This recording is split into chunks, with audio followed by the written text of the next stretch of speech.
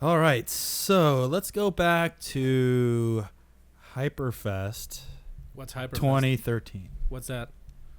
It is literally one of the most chaotic automotive events I've ever been to. Why? Well, it was at Summit Point Raceway. Okay. I believe. And it's a huge drift event, road racing event. There was actually a car roll competition. Well, like we actually try to Who can flip their car the most? like by hand or driving up one of those ramp things. Like during intermission, they set up a one-sided ramp. Yeah, there's one of those stuntman Yep, ramps. one of those okay. stuntman ramps.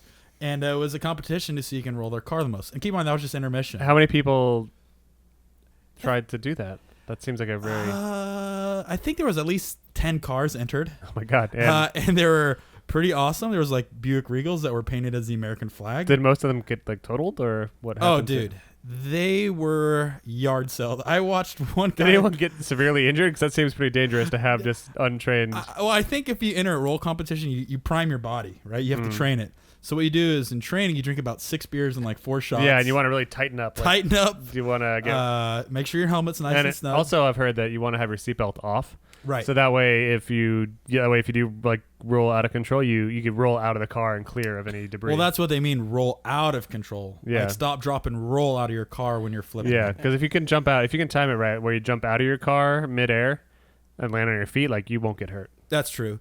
And so I didn't see that happen though. Okay. They may have tried it, but I didn't see it. But yeah, I watched a couple cars flip. Like the whole front right side of the car ripped off. I remember like a spring flew out of the front left. Wheels and lower control arms are blown. But it was cool to watch, right? So think of the most chaotic automotive event you can be to, packed with people. Yep. Like when I pulled up there, I was like, yeah, this is going to be cool. It's a night event.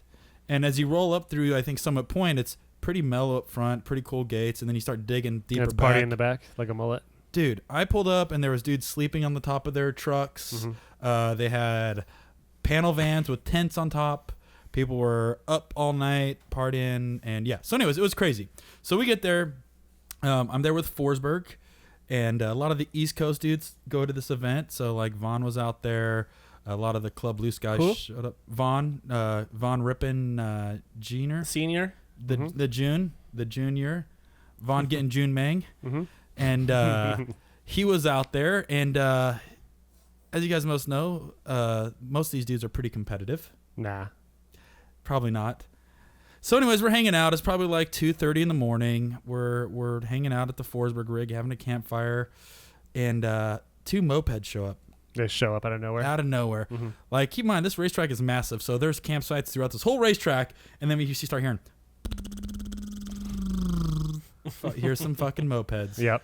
So by this time, you can imagine that some good times were had, and as soon as these things showed up, it was, let's see who can go fastest. Let's have a drag race. Yeah. Right. Let's have a head-to-head drag race. So You want to ride, Corey? You always ride side saddle to leave your maiden head intact, right? Yeah. So I bring my roller skates to half of these events, and I do the tow behind.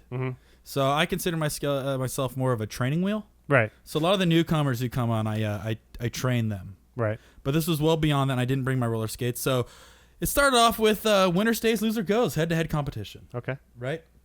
And then Vaughn got on it. Yep. And he was on he won a lot of them back to back. So he was the winner of the drag race show. And then it went to setting up a mini road course in the pits. And once again, winner stays, loser goes. So fuck, man, we did the road racing all night. And then from there, it turned into 2 people on a moped drag racing and then into a road course. Right. First one back wins. It's a logical progression of the sport. Yeah. So I was fortunate enough to team up with Vaughn. So I was riding. Was he stoked? Oh, he was pumped. We were both pumped because we had the dream team. We had about. When you say team up, does that mean you're both riding on the moped together? Yeah. So I was actually sitting shotgun, which is between his legs, hanging on the handlebars. Right. And he was embracing me around. Right. The shoulders. And you were, I'm the king of the world. So I was the navigator. He was the driver. Right. Right. That's how it works in rally, moped rally. So we went on a win streak, a really serious win streak, and then which is strange because you guys both are not inside. You're not. You guys have mass. Yeah, well, we had about 400 pounds of spaghetti on. So how did like Forsberg and like Wilkerson team not beat you? Because those guys, those are like 100 pounds of spaghetti. like 100 pounds combined. I thought Vaughn was all about kale and organics. But he's a beast. He's a big dude. Still a big dude. 200. Yeah, we probably between him and I both, kale. there was probably over 450 pounds. Yeah, probably on that moped. So obviously this ended well. Yeah, so we were on this thing, and then we had some young bucks show up. Yeah. They were wearing matching leather jackets. Think they can challenge the old hogs. And they had matching shoes on that said Moped Racers on them. Oh man! Like these dudes were like, we've been doing this for a long time. We're ripping in. You know, Vaughn was like, dude, we can't let these freaks freaking win. They're like, this is not happening. Right. So we gave those guys a warm-up lap. They asked us if we wanted to. We said, absolutely not. We don't need it. We've been doing this our whole lives. We've been training for this moment to race the moped heads, as we call them. Yeah, the mopeds. So the race starts off. Right. The 100-pound of spaghetti moped heads get a good launch off the line, right? They're way nothing. Me and Vaughn had a little skateboard launch where we had to kick our legs like Flintstones. Yeah, because that thing doesn't have the torque to get that kind of power. No. But he has a problem coming off throttle. He doesn't like slowing down. So we go through the first turn and we make up 3 moped lengths. Okay. And he's in my ear the whole time. Dude, we're going to win this. Come on, man. Stay focused. You can do it. Keep aerodynamic. Keep aerodynamic. Suck it in. Yep. Hold your breath. So I turned Were you into doing pizza instead of? Yeah, I turned into like a spear. Yeah. So I put my hands in front of me, cutting air for Vaughn to to pass his mass, right? And we close in 2 more bike legs, and we're right on these dudes' bumpers. And I started feeling the moped get a little wobbly. Yeah. So we're hauling up, last corner, sharp left-hand turn, and we go for the inside pass. Oh, shit. And I go, we're not slowing down. And he goes, I know. Yeah. And right off the edge of the road, it rained the night before. It was like a swamp. And then through the swamp, there was a wooden fence. And then on the other side of that was the racetrack. Vaughn launched me about 80 feet off the moped over the fence. Why? Because he went off course and like, what happened? What was the point of impact? We threw the guys a wheel. We threw the moped heads a wheel. We slid them. We slid them for the pass. And we kept sliding till we hit the swamp. And the swamp took us to the fence. And the fence, Vaughn stayed on. I felt Vaughn smash my back. Yeah. And I went over the handlebars, over the fence, and the Vaughn was laying on the ground in the mud. And I'm like, fuck, my legs. I'm like, what did I do to my legs? And like, keep in mind, I was covered in like shit, like mud shit. And I had a hard time walking. And I'm like, dude, I just fucked up my legs really bad. And I started walking towards Vaughn, asked him if he was okay.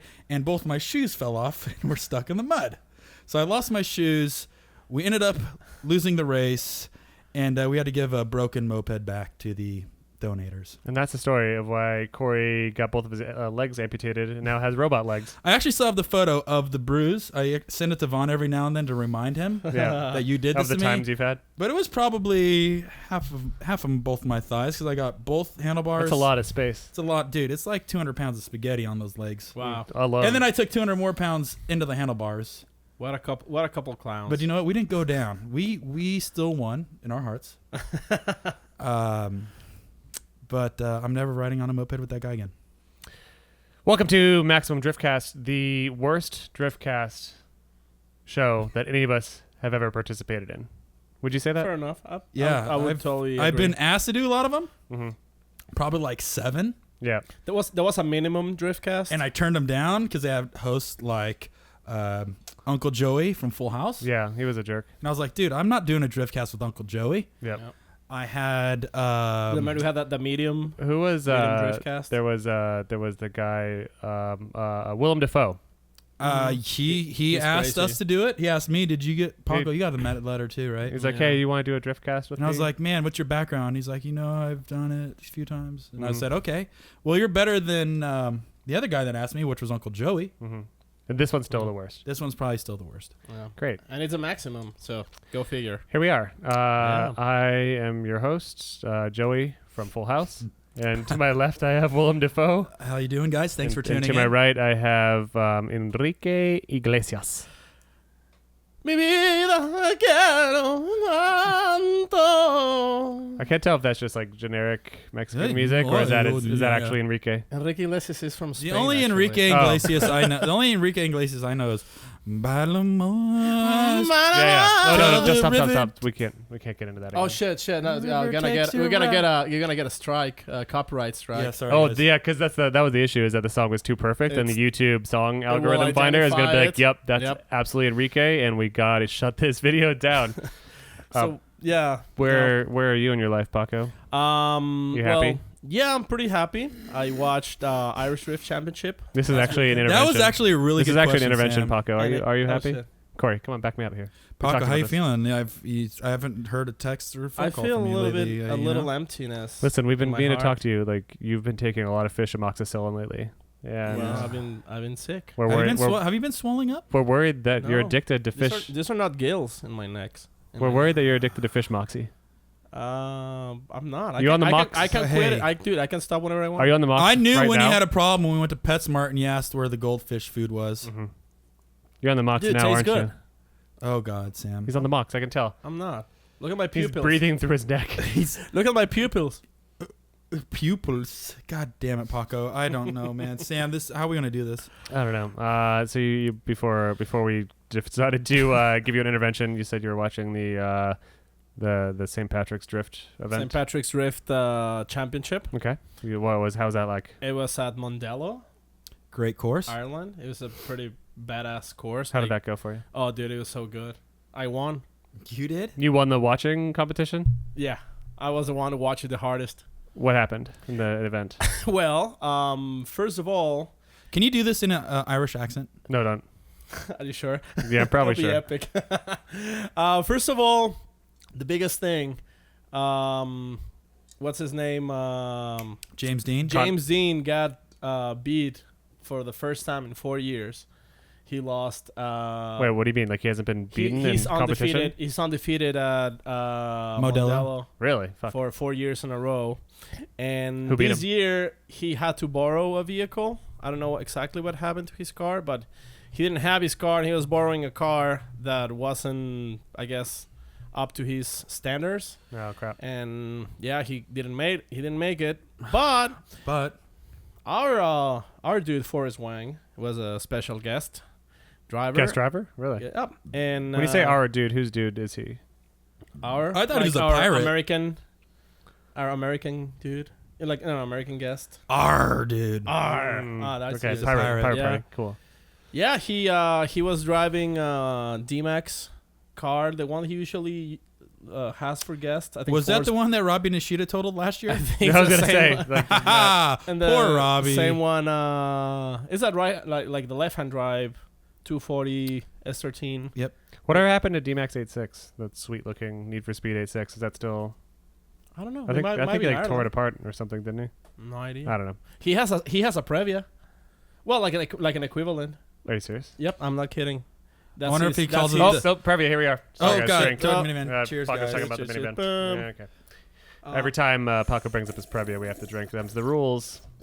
Corey's Yeah, he drinking some drives. nice jasmine tea. How is that, by the way? Oh God! What? How is your tea? Oh, it's good. Sorry I couldn't hear you over that. I was drinking my tea. Yeah, we heard. So D-Mac has a Previa van, which I said it, so we don't have to drink. Yep. Does like his, But like does he his, call it the Tofu Miff Man or something? I don't get it. What? Sorry, Sam. What? What does he call it?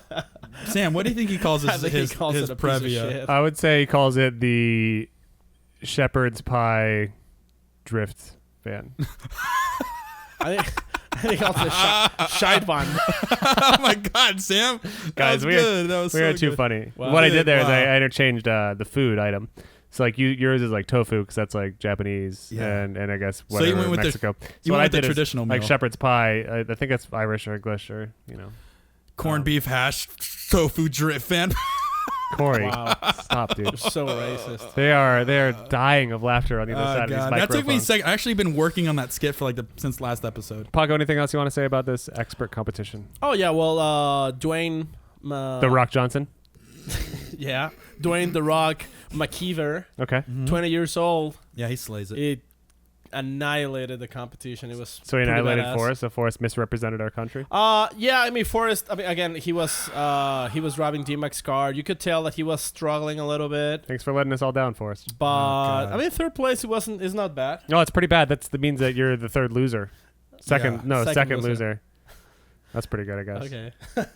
I think it was pretty good. It was very exciting to watch. Like these guys run.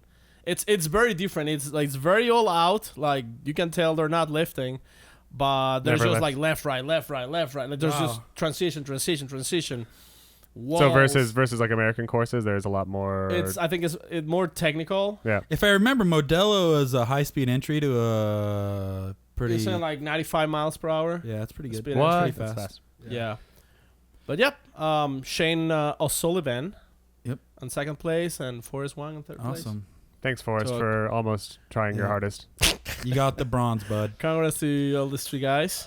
Speaking of running, Corey, have you been? You guys won't believe it. I found my roller skates, Mm-hmm. and I've been using them a lot. I can tell, dude. You're looking trim. Thanks. Yeah, I've been using them on my treadmill. I set my treadmill to 10 with the Yeah. incline. And you hold you. Oh, that's pretty. Yeah, tough. I turned the incline up all the way. So a lot of people are Yeah. like, man, if you want a good workout, get a lot of tilt in it. So man, my arms get so tired. Yeah, because you just have your arms on the railings, and then your roller skates are just jetting. You just hang on, and I took the front brakes off. You know how they use the toe Yeah, stop? yeah. I took that off just because I'm not stopping. Did you put stiletto knives on there? Yeah. Just like So some little. If I'm gonna stop, I'm going on my face. So I said, do you know what? Well, I did 15 miles. Really? Yeah, I was beat. I Dude, was. I Dude. can tell. You're looking Thanks, good. Sam. You're looking tight. Thanks, dude. I've been feeling Nice. Anything else this week?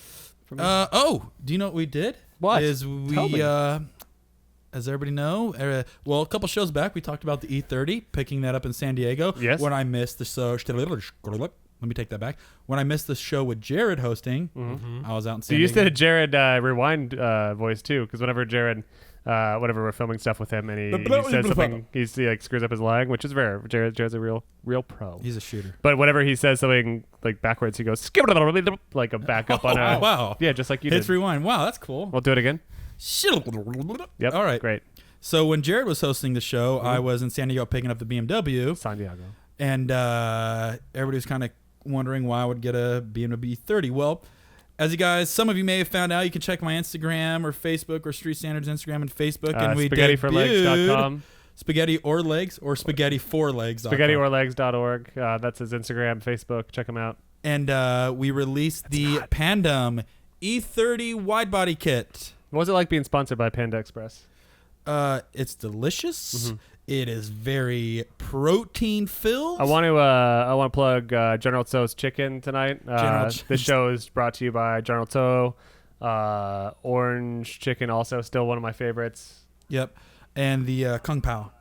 But yeah, we put the Pandem out there, and we actually take delivery of the kit on May 2nd, which we are starting the build. May 2nd. May 2nd. Okay. Sean Connery shit. And we're debuting it at Beamer Fest at the end of May. Congrats, dude. Thanks, Does the kit guys. look good? I want to see that. It is happening. awesome. It's really awesome. And Do you have it yet? And are you putting it I on haven't, yet? but I've been talking with Mira and Pandem and Rocket Bunny. KK? And KK and Mimi. And Do you know? Does he listen to the show? No, because he doesn't speak English. no, he at all. listens to old 70s disco yeah. and some of the baddest 80s music ever. Like the kind that I listen to, or worse. He probably listens to that. This is more like a bass enthusiast, like a Slap it up. like a Seinfeld style type. Bump Of it music. up. Just listens to 30 minutes of Seinfeld themes. Ba-da-bum-bum-bum. And he just slays it all night and designs kits. But Yeah. so we're really stoked on that, and we got a few other cars that we're actually importing from Japan that will be here. Street Standard? Or Street Standard. Okay. Are these your cars? No, or these you- are street standard vehicles, and then also we're preparing for the biggest drift event in Arizona, which is June Fest. June Fest. June Fest. I wish I had a car. I'm gonna have the drift taxi ready for June Fest. Can you just rebuild my car, Paco, instead of spending time on all your dumb cars? Can you just rebuild mine for me? No. Hey, do you know what you should do? Is take the 2F kit off of Sam's car, put it on the Riata, and let him use it. Oh, yeah, you can front wheel drive it all around the track. I'll do that. All right, let's do that. Deal. One thing I was going to ask you, Sam, before I lose my train of thought. Yeah, don't lose that train. Why do you look so bronze? Well, after last week's episode, and someone pointed out very rudely that my hair looks like I've used Touch of Grey just for me. I don't see it. I decided that cat. the only reason that is because my skin wasn't bronze enough, so I used a bunch of spray tanner on my face. Spray tanner Faust right all over my face. Spray tanner? Yeah. And then, no, I was in Florida. Shooting that's some Snap-on vids. I'm a little bit jet-lagged right now, so I'm kind of out of it. But I'm doing my best. Yeah, there's like Nice. a 12-hour time difference. 12-hour, yeah, because once you fly from... Right now we're filming from Paris. Buongiorno. DiGiorno! Yeah, so we're in Paris right now, and I flew red-eye first class, only fly first class. That's one Oh, of the yeah, rules. you're a real prima donna when it comes Yeah. to traveling. I don't fly unless there's champagne Supernovas. supernovas in the sky. Everyone knows that. I never fly unless there's champagne supernovas in the sky. But no, we shot a video. It was really cool. Who was on I this probably one? can't talk about it. Jared Deanda. He's the man with I was Snap taking out on. with Jer Bear. And I probably can't talk about what it is, but it's really cool. I can take a guess, and so can Paco. What is it? Okay, so yeah, Jared involved for Mhm. one. You Yep. were involved, and Snap-on was involved. Yep. In Florida. In Florida. Flowrida. It's called and pronounced Flowrida. And I know donks are popular in Florida. Yep. Snap-on released something for a donk. Yes, it's what we did is a garage tours of or a great garage of the #1 donk shop. That's redonkulous. And other than that, this week I'm just prepping for Formula Drift Atlanta. Wow. You ever heard of It's it? coming. God, that's Corey, are you competing in Formula Drift Atlanta Pro 2? Yeah, I'm competing from an office chair. Yeah, stay tuned. Are you using one of those drone cars that you yeah. use controlling? I've been working with NASA on this next project that we're releasing next NASA month. and NASCAR? NASA, like the space We space should company. definitely throw you like down the straight line on our office chair and see what happens. Oh yeah. I want to see that happen. That'd be fun to push Corey down the first turn on Atlanta. Just I down think the the play by just play. land in How the much- kid later. Honestly, all joking aside, how much speed do you think you could get in an office Oh, chair with like some God. good bearings? Like You you'd can probably hit get up to 45, I was gonna 50 say you'd miles hit an 30 hour. or 40 miles an hour being pushed down that hill, and then just into the gravel trap. Like you'd immediately stop. Make and sure your you body. I watch want to the sit leathers. there. I want to. You know that? What's that one? God, what commercial is that? The Panda audio. Express. No, Brought the to you audio by- commercial where the guy's sitting in the chair and his head starts blowing back. Yeah, that's What- that was a Bose commercial or Magnavox. something. Maxell. What is it? Maxwell. Is it Maxell? Yeah. Yeah, I want to be like that guy. I want to be in a lazy boy though with my laptop and just like pretend Yeah. I'm conducting business. Speaking of, you've seen, so you know the quote unquote hoverboards. We've talked about them before. They're not hoverboards. Yeah, they're, You've seen the mod of the beach Lawn beach chair? chair, the lawn Yes. chair mod. Yeah, that changed the game for me. I've never would do wanted. that. I've never wanted one of those things, but you get a long chair. Long, It's a long chair. Yeah. And It's It's a it pretty is long once, yeah. chair. and then you put the hoverboard on it, and then you sit and you control with your feet You still. And I think that if we could do an entire show, the three of us Well, just cruising and like cruise control You on know those, that I actually thought of that. you already. Of course, I come up with a great idea, and Paco's like, "Oh, you already." No, thought of that." dude, Okay. I kid you not. I was talking to Rob Parsons about finding a way to make one of those hoverboards Mhm. into powering his chair. well, hey, are you And- talking about Rob Parsons' chair slayer? Yes. Okay. Chairs layer. We were talking about like how to make this thing kind of like powered without having to Right. use hand controls, and just something that we could just like lean and push the chair forward and backwards. Right. So I thought of that a little bit. You know, you like, can just go to like a almost a year ago. Safeway and steal one of those the grocery moped? cart things. Nah, but I the think thing is you're- like not having controls. Just like make it just like up to operate just by. And you know he's like an electronics genius, so Right. he will be able to program it easily. Okay. Do you know where my mindset is? Where? Yes. I think you guys are taking something and turning it into something really crazy. Mm-hmm. Okay. I like thinking more basic. I would like to be sitting in my lawn chair right here, and you go, "Hey, Corey, can you go get me a beer?" And I go, "Yeah, guys, let me fire up my lawn chair to grab you guys a beer," and I can just roll from here. This is a very compact room, and the camera tripod would probably be knocked over, and you'd probably run over at least 2 cats. Well, that's when I would hire Paco to find a way to create a device that shrinks it and then reopens Wait, it. you think that you can pay Paco sub-minimum wage just because of his condition? Well, let Paco put on his thinking goggles. Okay. Paco is currently putting on an HTC Gear VR. No, it's Oculus. Excuse me, Oculus. It is Gear VR by Oculus. Okay. Okay, And now he's from the future. Now I'm watching the whole thing in 3D, and I'm about to destroy it. What's life look like in 3D, Paco? It's weird. It's like real. Okay. Should we get to a comment or two? From There the was past a episode? comment Yeah. from. Can I see this? There was a comment from a guy on Facebook. His name is Romeo Gurley. Hey, Romeo. Would be my Romeo. I don't know what song that is. No, sorry. Okay. Sorry. He's asking pretty much. He just wants to know from. No, from read it out. I feel like drivers. it's a sassy comment. Okay, let's say. He I says, don't care. I don't care who the next guest is. I want to know from them if drifting stays fun when you get to the level of competition that is pro in FD. And if not, then how do you go about having fun when not driving in FD? We don't know this because none of us are FD drivers. I was gonna say, like, I mean, something like that Corey might know because he drove some pro. But Corey never drifted for fun. No. You literally like went into it with like. I with was a the career most goal. serious. I was You are literally the most serious. Forsberg goes, person. dude, why do you take this sport so serious? Yeah. And Why I so said, serious? Is my Forsberg life What a is twat. based around this. Yep. And then he knighted me with a sword. Huh. So With a machete. I've been knighted by Forsberg. A wet hot pork sword. Sorry, I missed half his question. He says, how do you keep it fun? Yeah, he said, "Well, how do you still keep drifting fun?" You just like laugh at yourself. every How time do you you keep it fuck fun up. being NFT or out of? No, like so essentially what I understand from his question is how is it still fun once you're an FD? Like do you lose all the joy once it becomes a job? Do you still have a way to keep it fun? I don't want to speak for the driver, but I'm going to. Okay, Yep, go do for it. it. But I think that'll be like the case of Matt Powers, where he quit FD because it wasn't fun. it wasn't fun for him. I mean, it seemed like he just, it was more stressful than actually fun, and he seemed to be more about like having fun and traveling the world and We did try to get Matt Powers on one of our earlier episodes. Should but I just couldn't try 'cause calling he him was- right now? He was too busy riding around on wakeboards or whatever. yeah, we definitely should talk to him one day. One day we're gonna get through to Yeah. him and we'll find out exactly what the thing was. But until then, he's just gonna be sipping on a cappuccino Okay, hold on. and riding on a surfy board, And chasing goats. But on that topic, chasing goats. Okay, let me put you guys in a scenario here. Put me in a scenario if you Okay. would. Envision. Paco, you might wear your Oculus envisioned. goggles because I might make you envision it better. Oh shit. Mhm. Imagine you and Sam. You guys are pretty good friends. Mm. Let me think it's somebody I'd say else. strained business relationship is the best way to describe Okay. it. Well, let's imagine you guys are really good friends. I can't. Okay. So Paco, you have 1,000 horsepower car.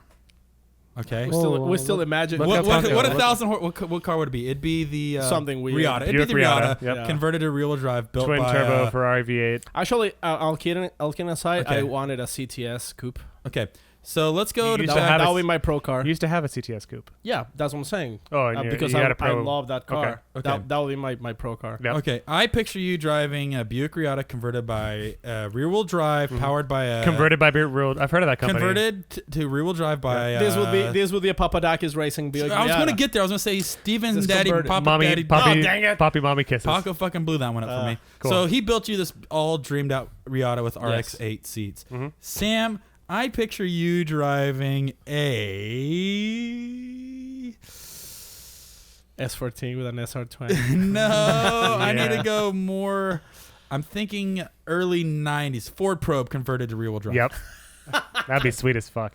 Okay. I'd love that. But your engine is going to be a Does this have anything to do an with Iron answering? Dookie. Does this have anything to do with It's- answering our it's- guy's question? No. Come on. Okay, so you have 1,000 horsepower Ford Probe. You have 1,000 horsepower Buick Riata, and you guys are good friends, and you can slay your drift cars across the country 3 days of the weekend. Yep. How is that not fucking fun? So that's a long answer to the question, but you just answered it. You're saying that FD itself is fun.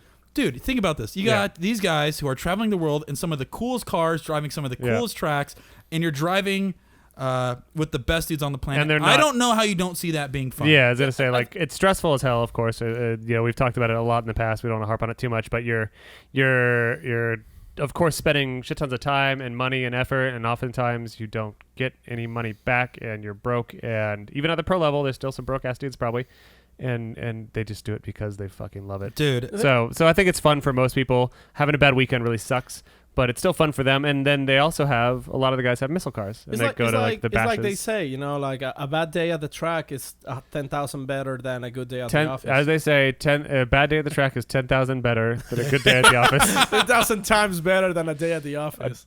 No, I like yours better. Damn it. So yes, it is fun. It's always fun. It's just like sometimes like people like the comparison between the amount of money, the amount of time, the stress involved versus driving at Formula Drift a total of maybe an hour of seat time. Yeah, we came up with that. We did some hard math. Very short, hard maths the other day. Short runs. You only do a total of 15 to 25 passes on a whole weekend. Versus compare, for example, like a time attack guy. Or selling like life insurance on the phone. Well, that's a tough job. The other thing that a lot of people don't think that makes drifting fun is the atmosphere.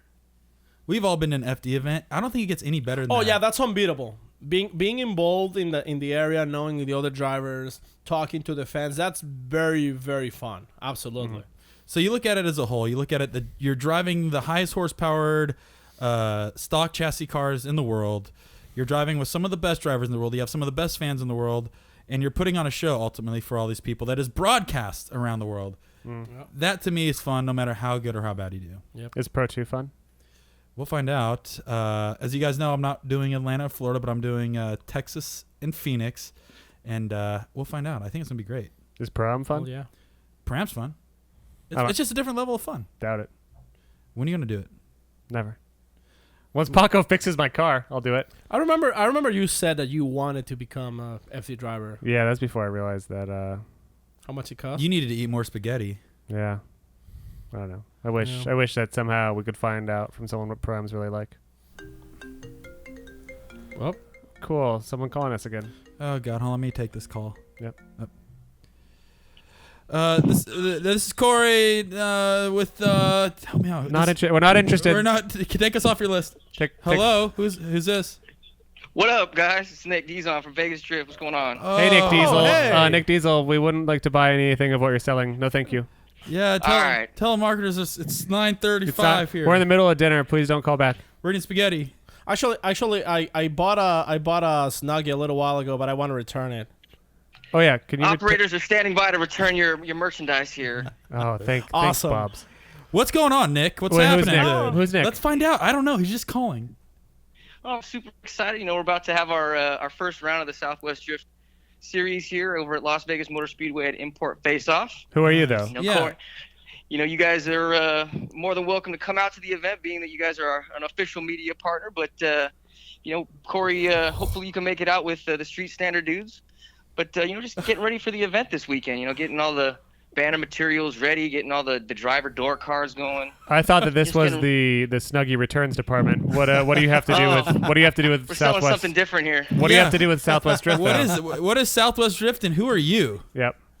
Well, I'm the director of operations for Vegas Drift. It's a small grassroots organization that helps drivers that are interested in competitions earn a FD license.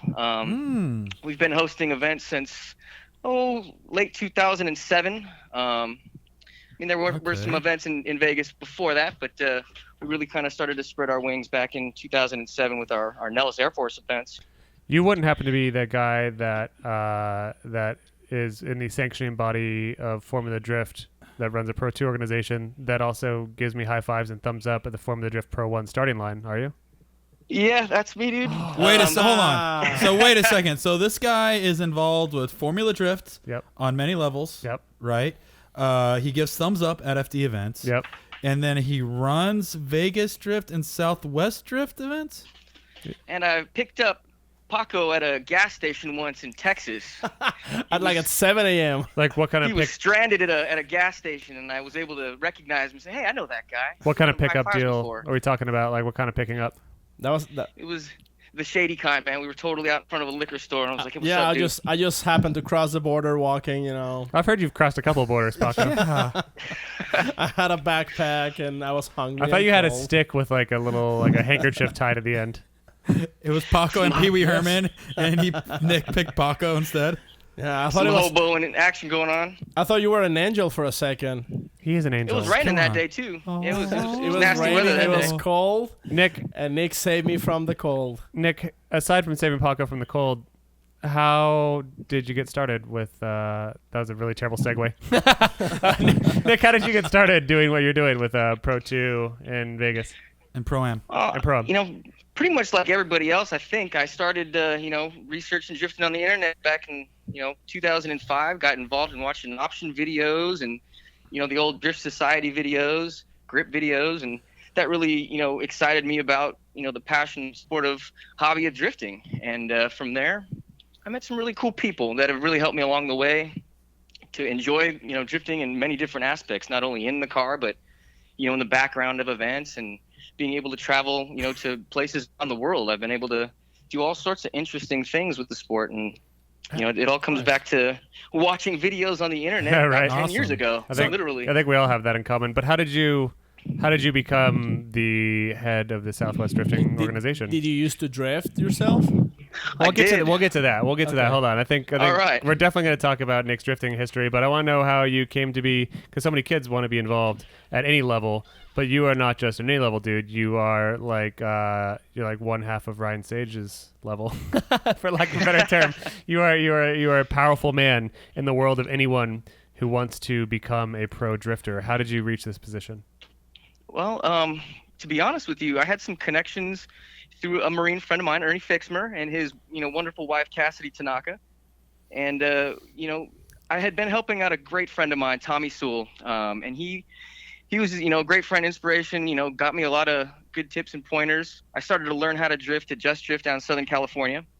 And there really wasn't much going on, driving wise. I mean, there was a great community here in Las Vegas, but there really wasn't very much driving going on at the time. Yeah. And, we started hosting events at Nellis Air Force Base, Prim, Buffalo Bills.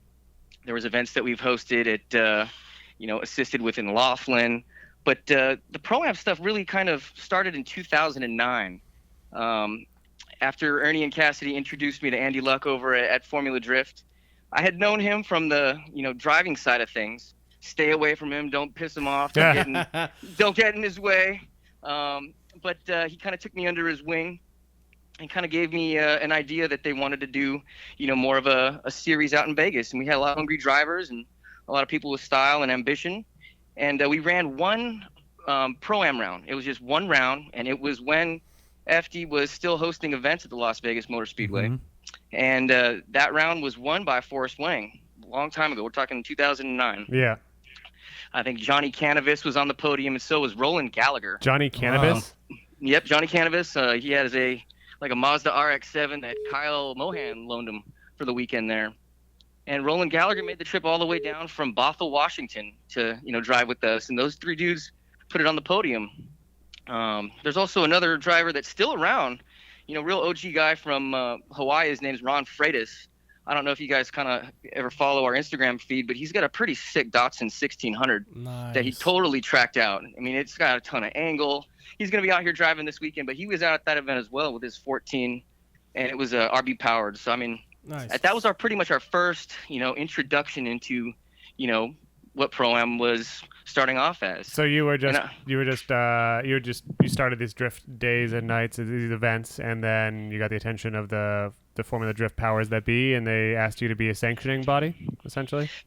I really wanted to, host an event series here in Vegas. Yeah. Something that people could, look forward to year after year. And I really didn't think about any type of licensing issues at that time. It was more like, let's have an event where people can come out and, do some tandem drifts together and, bang some doors. And it was difficult in the early days because there weren't very many cars that had a ton of cages and stuff like that to be able to compete. Yeah. So, I mean, we were lucky that we never had to run just like a top 8, but for the most part, I mean, there's some times where we had maybe 18 to 20 guys, and now we're, pulling in a lot higher numbers for different rounds and such. And how many dudes do you get to send up to the Formula Drift Pro 2 when all is said and done? When all is said and done, the guys that are in the top 3 at the end of the season and top 3 in points will earn their FD licenses to move into Pro 2.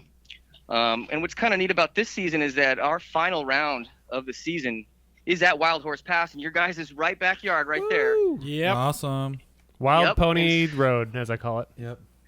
And we'll be, drifting the carousel with you guys out there at Pro 2. And so we'll be boots on the ground race operations for that event because, most of the permanent FD staff will be coming out for Irwindale, obviously. So it's 2 weekends in a row. It'll be pretty difficult for many of the staff to do both events. We're on media, guys.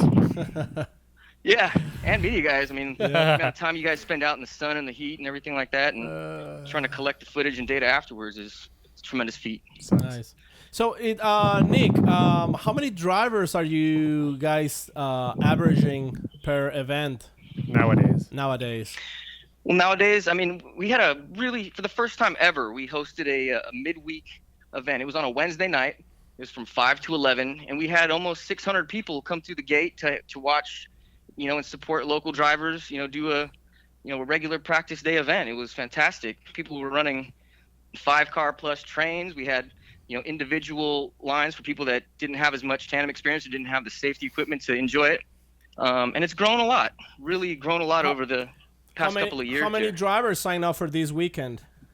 So far, we have 34 drivers, but people are usually last minute with a lot of things. Okay. You mean drifters wait until the last absolute moment to get shit done? That's so weird. I mean, to the last point where they'll be walking up to the gate, like, can I get in on this? Like, okay, yeah, come on in. They say it's not drifting if it's not last minute. Well, you think about Is that a catchphrase, Paco? Yep. It's not. Did you just make that up? I made it up a while ago. It's not drifting if it's not last drifting minute. if it's not last minute. I don't think it's gonna work. I've been saying it for like 3 years. Do you agree, Nick? Has it caught on? I agree. It totally is. I mean, people. I've seen people changing their oil at the track, like right before qualifying and stuff like that because they haven't changed it in quite some time. Even on the pro level, you see people putting their liveries on the first day of Formula Drift Long Beach. Yeah. So very poorly. Yeah, usually. it happens.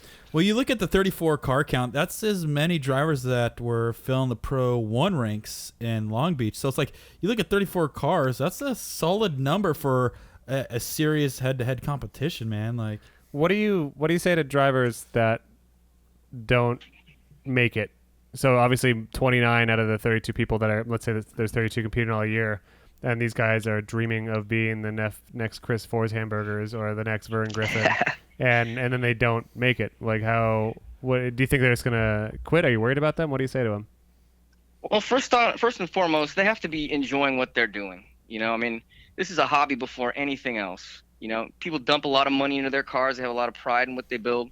But, I mean, it is a hobby, and they have to be able to enjoy what they're doing before they even start to think about, taking their driving to a level where they're, going to be trying to attract attention to get paid and stuff like that. That's not really what we're aiming for. We want people to have something that they can say, oh, we have a good event coming to our backyard with, safe drivers, people that, we can meet and hang out with, make new friendships, establish some good driving, and look forward to it, year after year.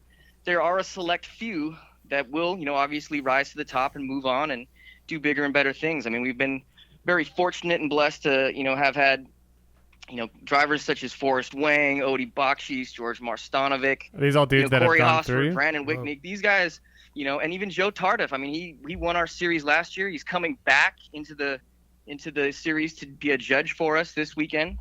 And then he's going to be, shipping his car out to Pro 2 next weekend. So that list of drivers that you just went through, those are dudes that got their Formula Drift licenses through you? Yeah. Who are the names again? Odie Bakshi's was 2010. He's really important. yeah, he's. Yeah, he's made a tremendous impact in drifting. Then George Marstanovic was our 2011 He's great. The champion. lumberjack. I love George. Yeah, he's an Arizona dude. He came out, laid down fantastic runs.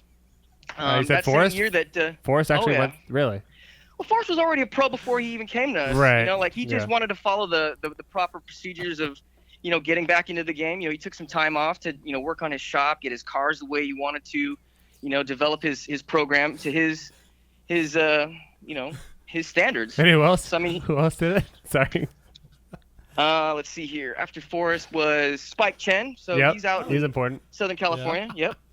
And Anybody else? Brandon Patterson. Corey Hosford did it in 2011. Wait, with who? Marstanovic. Who is that? That guy doesn't I drive don't anymore, know, does but he?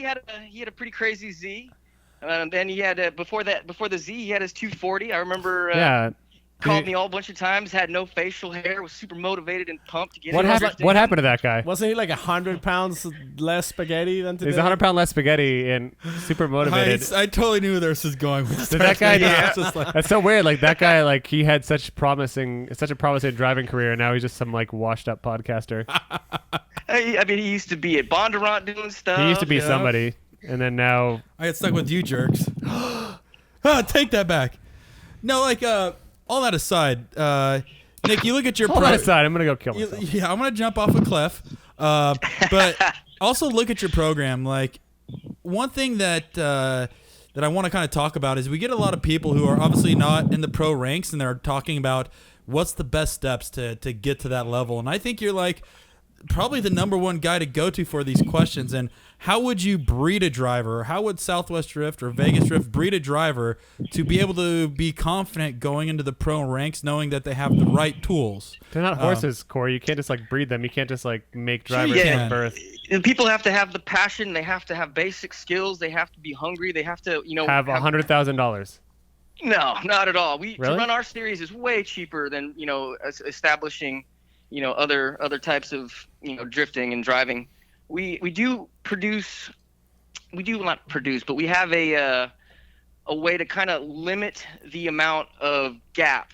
There's still always going to be a huge gap between what Pro-Am drivers are able and capable of doing to that next Pro 2 national driving, type of style.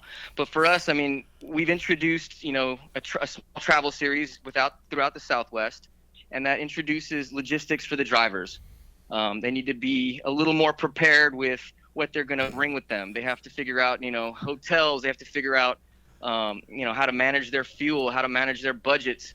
And these are all great skills that people that are interested in doing that kind of competitive drifting, will need to have in their belts, under their belts. So, but break some hearts and minds right now. How much is a guy going to spend competing in your series? If you set a guess, not on just like registration fees or anything like that, but how much is someone going to need to round up through sponsors and their own means to be a serious contender in your league?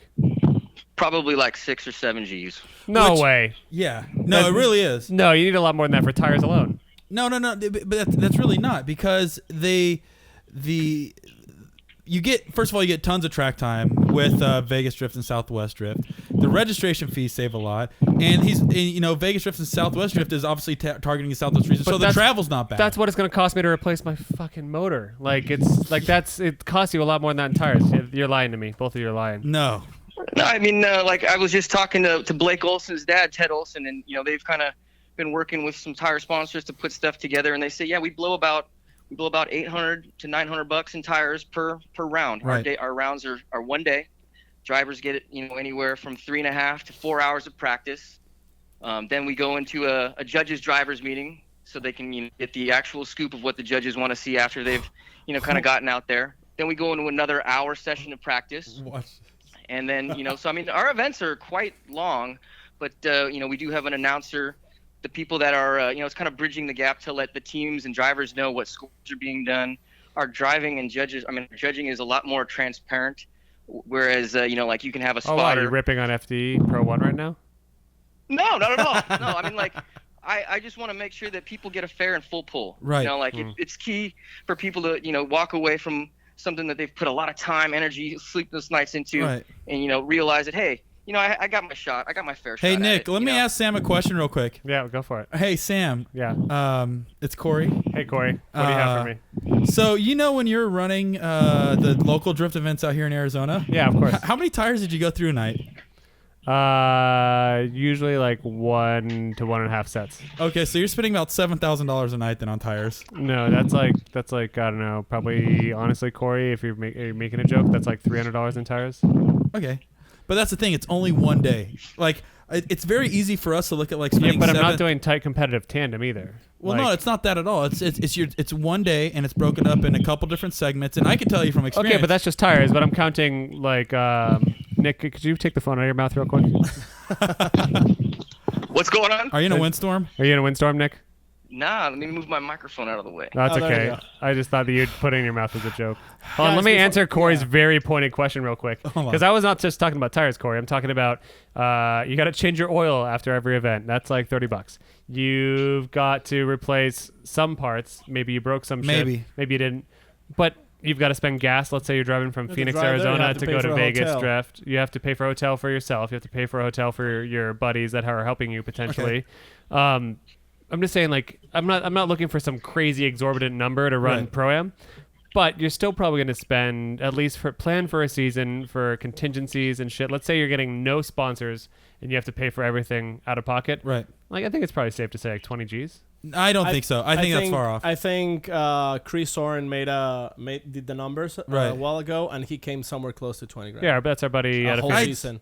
I didn't spend anything close to that. That's because you fucking... Because you drove for No, somebody no. else. You cheat No, money but- out of people. You swindle. Okay, guys. We have Nick on the phone. Corey stops at every truck stop he can find and gets some extra cash, if you know what I mean.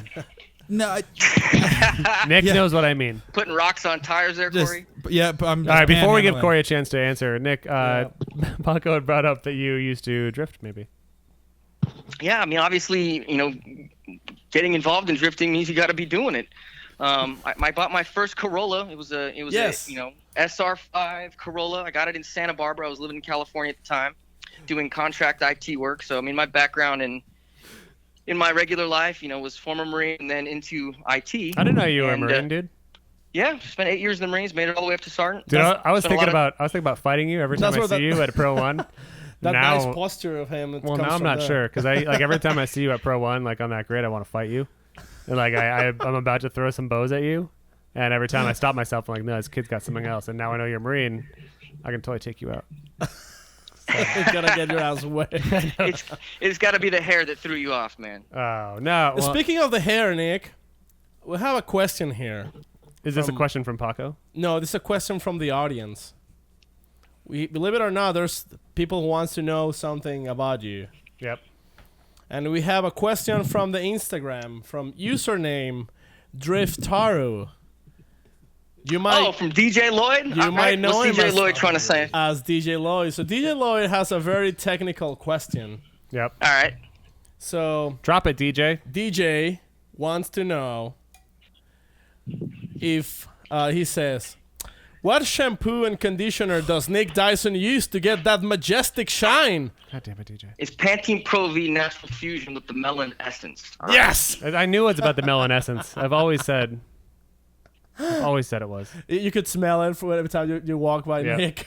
Which And you got to get it at Costco so you got the little pump handles. So you don't have to keep buying it all the that time. is really helpful.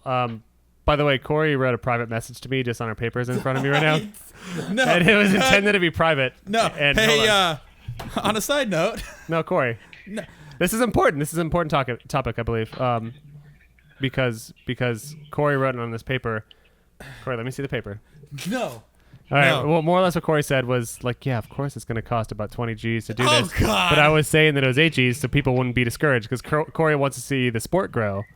But I think people should know that if you want to No. get into Pro-Am, you can't just bring your broken ass Hold S13 on. with an SR in there because it's going to blow up. I know. Obviously, the more you spend, the better. But some people say you can't do FD with less than 100 grand. I think Brandon Wicknick went out there with 30. Yeah. How much did he win?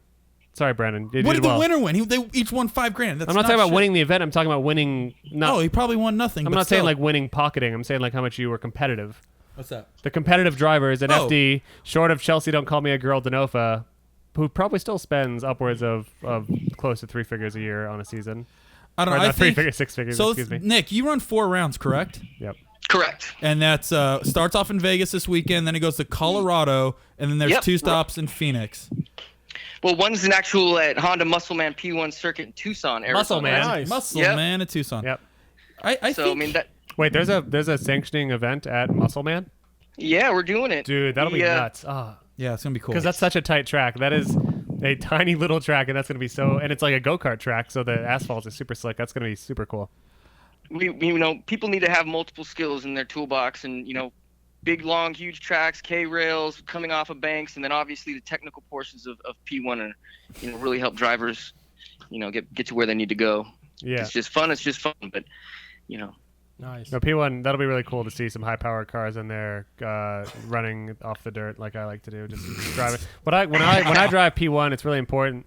Like I like to flick into the first corner, and then I spin out. Like this is me, Sam. And this is how I like to drive P1. Yeah, you want to go around the first corner, pull that e-brake, spin out. You're gonna drive straight line, try to initiate, spin out. Yep. And then you're going to go around the next corner, completely clip the corner, and just shoot up a whole bunch of dirt on the track. Right. Well, that's prep to slicking it up for your next lap. Exactly. And that's the plan behind that is you like Frederick Osbo said, like, you really want to drive to win. He's not driving out there to be the most, sportsman-like. I'm just trying to throw up some rooster tails. and then go around that last corner, spin one more time in case the judges weren't sure. Right. And then I don't know if we gave him a zero yet, Sam, guys. You don't even have to be judged. We're doing 2 days out there, and Friday night is a Spirit of the Streets event. It's a grassroots practice event. So, I mean, if you just want to push come my out car and throughout the judged, event because I don't Friday have a night motor in it we're right just now. doing practice and having a small mini comp, but Saturday is the Pro-Am. So, I mean, you're getting 2 days of driving out there. I remember when Sam first came out of the womb, Mm-hmm. the first words was spin to win. Spin to win. And I was like, that stuck with me. Let me tell you this right now, Nick. If I should ever one day get my car back working again, once Paco fixes it, I'm going to sandbag everyone I go up against. I'm going to spin. I'm going to force them to hit me, and then I'm going to spin. Then I'm going to pull my helmet off, throw it at their car, and just overall yell. A lot of yelling. You're a good competitor, Sam. Thank you. You're solid. Thanks. Little Nicky. I got another question for you, Nick. To kind of start talking about Pro-Am and things like that, and actually how important it is for the growth of the sport and the series and things like that. You look at some of the rules or some of the things that Formula Drift does that a lot of you guys are implementing now, and some of these rules are come to the driver's meeting prepared, meaning in the driver's suit, suited up, doing a good presentation of yourself and your team.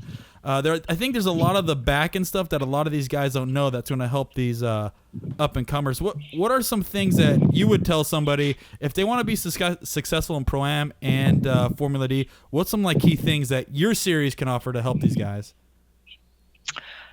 Well, we do have them come suited to the judges and the qualifying meeting. That puts people in a position to look somewhat presentable, ready to rock. Because right after that meeting, I don't want to wait for them to have to go put their suits on anyway. Yeah, you don't want them to wear. Well, why is that important? Why is that important to come to the driver's meeting suited up? To look professional, Corey.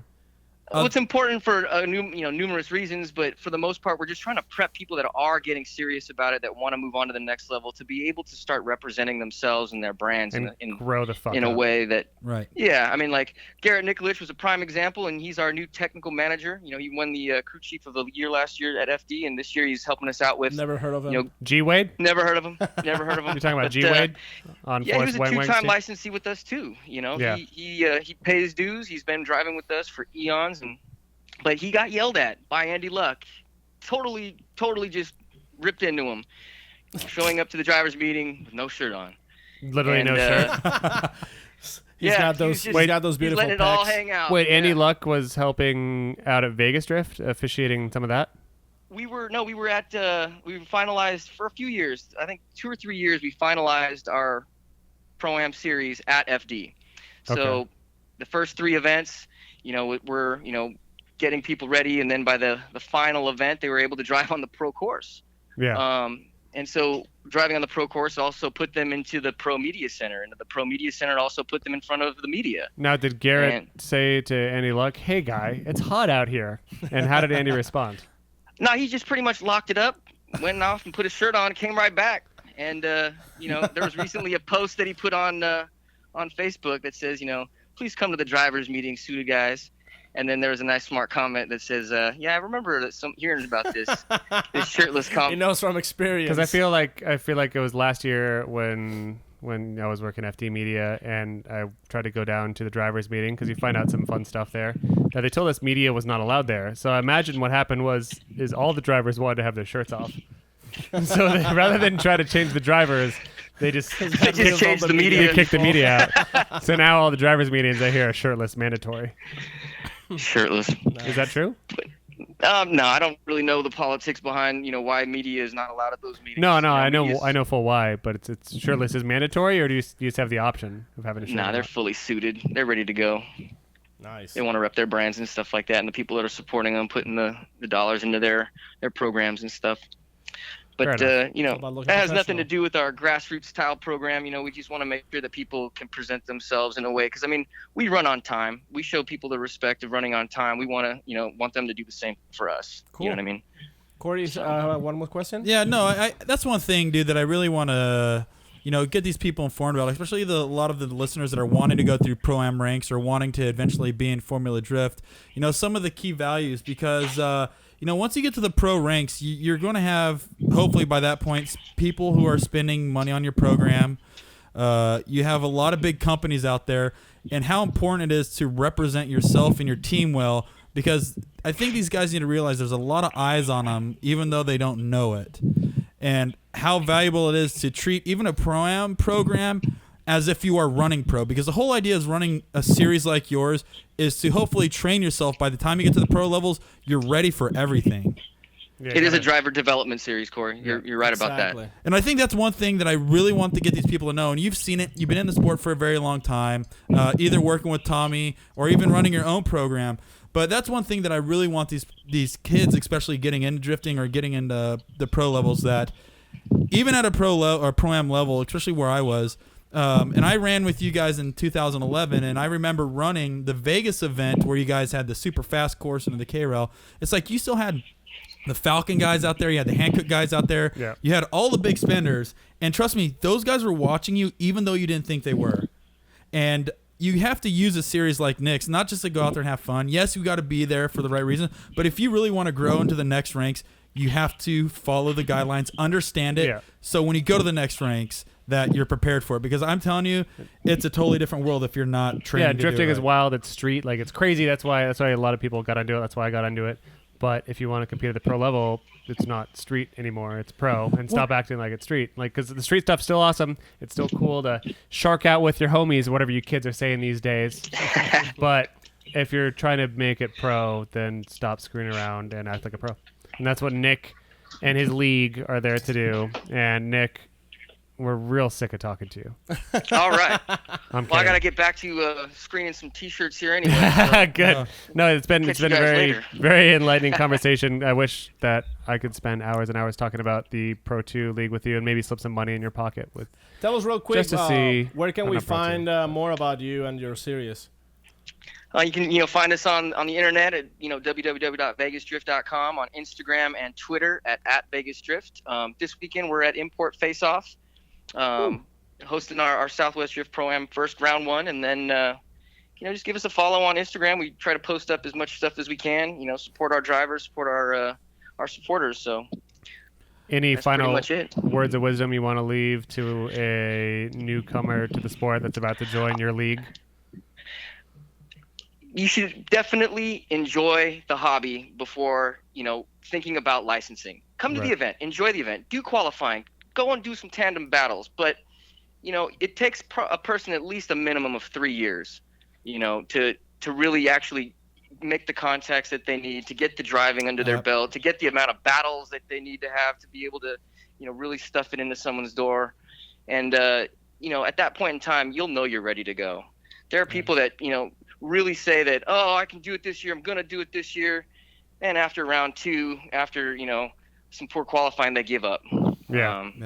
And we've done some things with our point system to kind of alleviate that issue, but we travel around and we hope that people in those general regions can enjoy that event for just that one event. But there are serious people that know and value the travel portion and know that going to different tracks, driving against different people is the next step in their evolution towards their next level of driving. That might be the most insightful thing I've heard.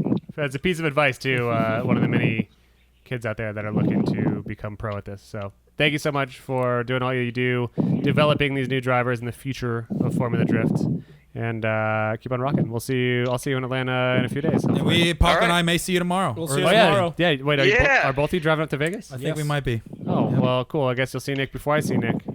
And don't forget to come out and do some trains with us on May 28th. We're at the Speedway at nighttime. It's always pretty lit. We got a lot of drivers and a lot of fans, a lot of spectacle, and that's the grassroots stuff. It's the stylish stuff. It has nothing to do with competition. It's fun. It's it's great time. So I mean, if you're Awesome. just looking to get in the seat and just have some seat time with some good dudes, pro drivers, Force Wings always out there, come on out.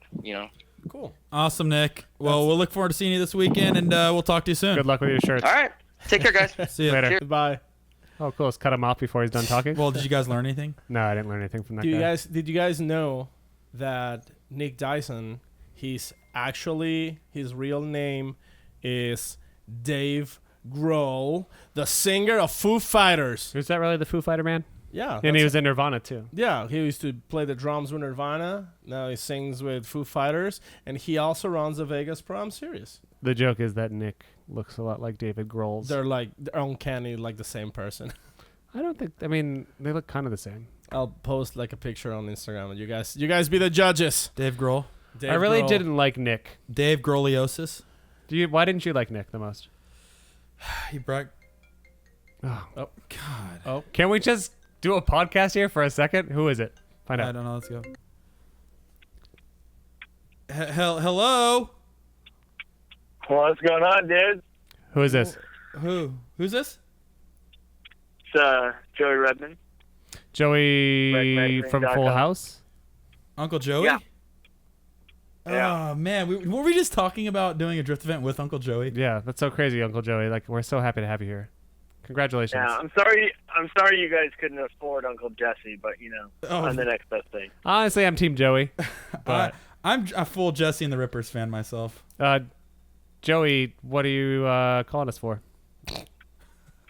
Well, I heard that you guys talk about drifting, and I figured now that I've lost all my money in Vegas, I might as well talk to you guys about drifting. Well, we don't really talk about drifting as much as we just quote facts from this publication called Wrecker Destroyed magazine. Wreckers Magazine. Have you heard of it? Yeah, I've read that before. Yeah, a couple times. What do you think of that place? I mean, it's pretty good. I heard the guy that runs it's a real asshole, but Me too. some good stories in there. I like it. I've seen his Instagram. I've never met him in person, but yeah, he's like a unicorn. Everybody goes, "Hey, Joey talks about drifting all the time, but we never see him at an event. It's like he's never been one. Like he's just starting this thing." Wait, the guy that runs Record Magazine is also named Joey? I think so. Joey, do you know about Yeah, this? coincidence. I never met him, no. Okay. Oh, thank God. Awesome. Well, Yeah, we were actually talking about it.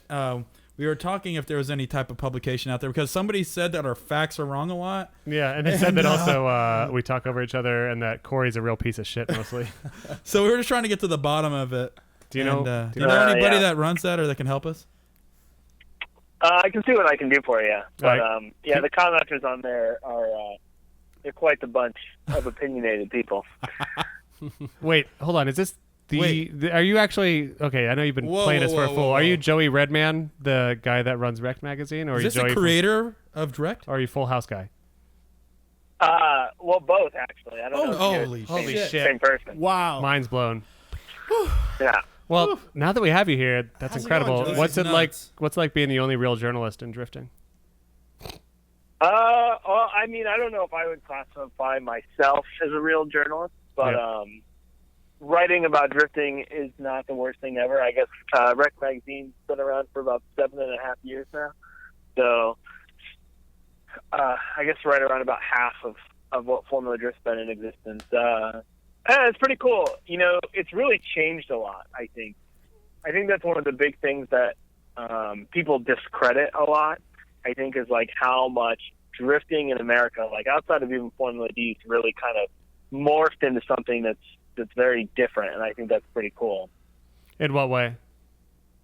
Has it morphed? Well, in your opinion. Yeah, I mean, if you look like I made a movie documentary, Slide America, back in 2005 with a couple of guys, Andy Sapp and Jason Small. I watched it. It was and awesome.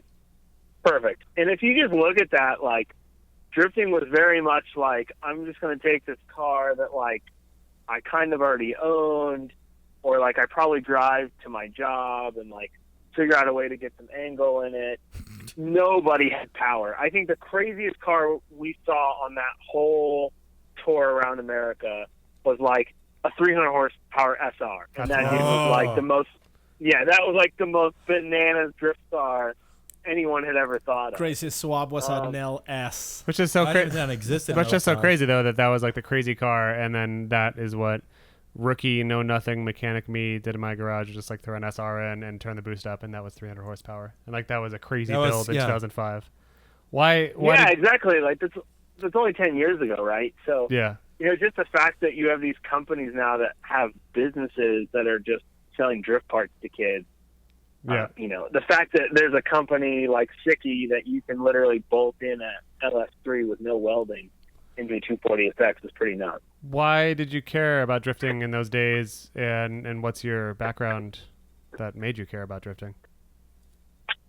Cool, yeah. So I was actually like big time into Hondas. I know the most cool Honda thing kid. in the drifting Weird. community. Yeah, and I was like into drag racing, street racing, all that cool Honda stuff. And then I started through Honda Tech. I started actually writing for a magazine called Import Racer. I know the magazine. Yep. You got to go way back for that. And they hit me up, and they were like in 2005. He was like, hey, there's this thing called Formula D. It's not really like drag racing, but there's some cool cars. It's like ice skating, but for cars. Figure skating and judging. Yeah. Yeah, exactly. They're like, do you want to get paid and covered it? And I was like, yeah, you're going to pay me? Yeah, I'll absolutely go do this. And I went. That was like, I literally knew like nothing about drifting. Like I Googled some drivers. I watched a couple videos. And like from that day, I was like, man, this stuff's awesome. This is way better than drag racing or any motorsport I had ever seen at that point. And so I just I latched on, started with Slide America. From up until about 2008 and 9, I was writing for Performance Auto Sound magazine, Super Street, Modified when it was still around, just kind of covering drifting from a media perspective as much as I could. When all those magazines still existed. I literally studied journalism in college to write for a sport compact car. That was like my goal. Because in high school, I was like, sport compact car is the coolest, and I want to be an automotive journalist, so I went to college for that, and then they literally collapsed like a year later. So good for you for carrying on the torch, and I guess in some way we are a little bit, but for whoever listens. Yeah, it is kind of crazy, man. Like just to even think of like who my competition was when I started Wrecked back in like 2009, I guess, when I kind of fired that thing up. Like, the industry has been pretty volatile as far as like outlets. Which brings us to a question. Why do you name it Wrecked Magazine? Like it sounds like you were straight for like the chaos. Cool. I don't know how many times I've actually told this story. 1,000 times, Paco. Yeah, Thanks for Paco, now asking. you're that guy. Well, there's Hope you're people happy. hasn't. There's people that doesn't I know. don't mind telling the story, and I'm confident that my current girlfriend won't listen to this. So Joey got blacked out drunk. He was just hammered on the couch. He's like, fuck this, I'm fucking Wrecked magazine. What? Yeah. I'm Wrecked fucking magazine. And now your current girlfriend knows. Sorry. Icebreaker. Damn it. Corey just blew the whole thing. Damn it. Wow. So Spill the actually beans. what really happened was I was trying to find something that had a word and then magazine.com. Unfortunately, by the time 2009 rolled around, that wasn't really like an original idea. So pretty much anything you could think of, magazine.com was taken. I was like at the bottom of the barrel, and I was like, I didn't want to use drift or drifting. To me, it was like, I kind of hate the fact that it's like, oh yeah, we're drifting magazine and we covered drifting. Like, It's like, okay, we get it. You know what I mean? Yeah. So I was trying to avoid using like slide, drift, like any of that stuff. And Sideways. I had actually come up with Hazard magazine, which was terrible. That's stupid. That was like the only word I could come up with. And I was sitting around. I was like super hammered. I was still in, we were hanging out with some friends, and my ex-girlfriend of all people happened to be hanging out with me. Was she cuter than your current girlfriend? Oh my God. God damn it, Sam. Well, no, there's not a lot of crossover here, but I'm just saying, Who do you like better, though? Like, would you rather be with her or your current girlfriend? Because she's not going to listen to this, right? These are called Joey questions, by the way. This is how you journalist, Joey. Oh. He hung up on us. Hold on. Oh. What happened, That's Sam? the first. I'm sorry. Was I joeying too hard? Oh my God. Showing the heavy heaters. I thought you were saving that till the end. I'm sorry about journalism. That's what it's about. Hold Corey, on. call him back. God, I don't even know how. I'll behave. Sam, you're gonna get terrible publication for the rest of your life in drifting. Oh, he's calling us Oh back. God. I won't talk. Hey Joey, it's just me and Paco. Sam he's hanging himself right now. I understand. That was a tough deal. I don't know what happened. Oh, I You wanna lost try signal. and I lost catch signal. Sam? No. So, cool. Anyways, Should I finish telling the story then? Please. Or we Yeah. need to start from the don't beginning, listen or to what- these what's the deal? bozos and tell us the story. Anyway, should I just start from like right here? No. Go? Yeah. Or do I need to like start from the beginning? No, you're all good. We're at Hazard Magazine, and then came up. So I was getting drunk with my ex-girlfriend from college, who I didn't even really like at the time. And she was like, Hazard Magazine's the worst name for a magazine ever. If you name it that, no one will read it. You will have 0 readers. And I was like, well, why don't you come up with a better name, you dumb bitch? Yeah. And she was pretty much like, Wrecked Magazine. I'm like, oh yeah, great name. I'm sure it's taken. And so like I put it into like GoDaddy or whatever. I'm like, the magazine. And then it worked, and I didn't want to tell her. And so then I was like, man, I probably spelled it wrong. So then I like looked again. I'm like, da da da. And so then I was like, yeah, taken, whatever. As I'm like buying it. Ah, yes. Nice. I know. And then like a year and a half later, she found out that she actually created Wreck Magazine, and is still kind of like Did she? bitter about it. Brings it up a lot of the Did she time. lord it? Yeah. Did she lord it over you? This is Sam, by the way. I'm back. Oh, hi Sam. Hey, sorry, Joey. Is that lorded over you now? Like, is that every time she sees you, she punches you in the ribs and says, "Oh, I came up with that. Let's get back together." Yeah, no, unfortunately not. And actually, in a large twist of fate, she's a competitive bodybuilder now. So, Oh shit! So she could actually jab you in the ribs and break a rib potentially. yeah, if she was like, you need to give me Wreck Magazine, I think I just have to like let it go. Give it up. Be like, You "Here could go." say Yeah. she could So- wreck you. God damn it, Palco. Yes, she could wreck me. Yes. So one thing I've always wondered as a pretend drift journalist, how do you get information from the drivers? Are you contacting them, or do they know that Joey Redmond is the guy that we want to filter our new information from? Like, what? Again, I know that your sources are secret and whatever. You don't want to talk about the process necessarily, but if you do want to talk about it, how are you doing this? Yeah, I don't mind. Honestly, it's actually kind of a funny thing because it's kind of constantly changing. You know, over the time of, you know, the magazine, when I started Wreck Magazine, we were on MySpace. And, like, most drivers I don't even think had social media back then. Where now you've kind of got these drivers that have hundreds of thousands of followers and things. So, honestly, it kind of varies. Some drivers are really good about kind of, like, spoon-feeding me information, saying, hey, man, this is what we're doing, or, like, hey, you should probably check out our Facebook at 9 a.m.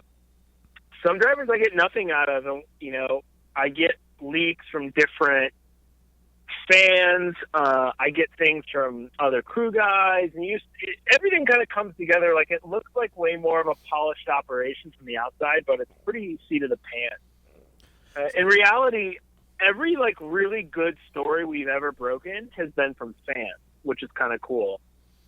Back in the day, we broke that Scion was coming to drifting about, I think, 6 months before Long Beach. When Kanguchi unveiled that team, and like one of our readers got a hold of the marketing deck and like texted me photos, No shit. and I threw those up on the blog.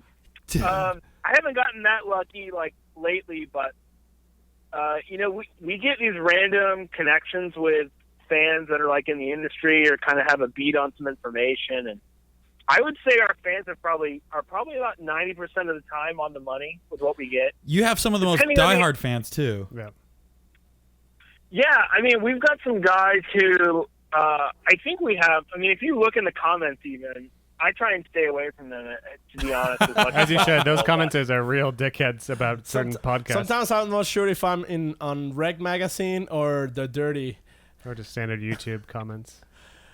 Well, you know what's funny is, like, what's ironic about the commenters is I kind of like it, but I don't want to read it because, like, I just get like so emotional and upset sometimes about like crap. So I'm just like, whatever. I just like try to ignore them. Yeah. But what's funny is I've gotten in trouble. Like I have like texts from like drivers. I've had a driver call me and tell me he was like going to kill me. Who was it? Can you tell us?